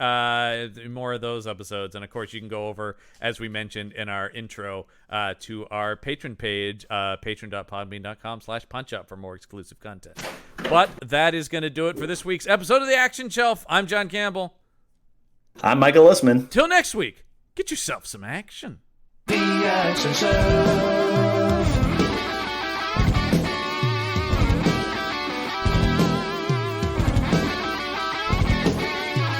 The Action Show.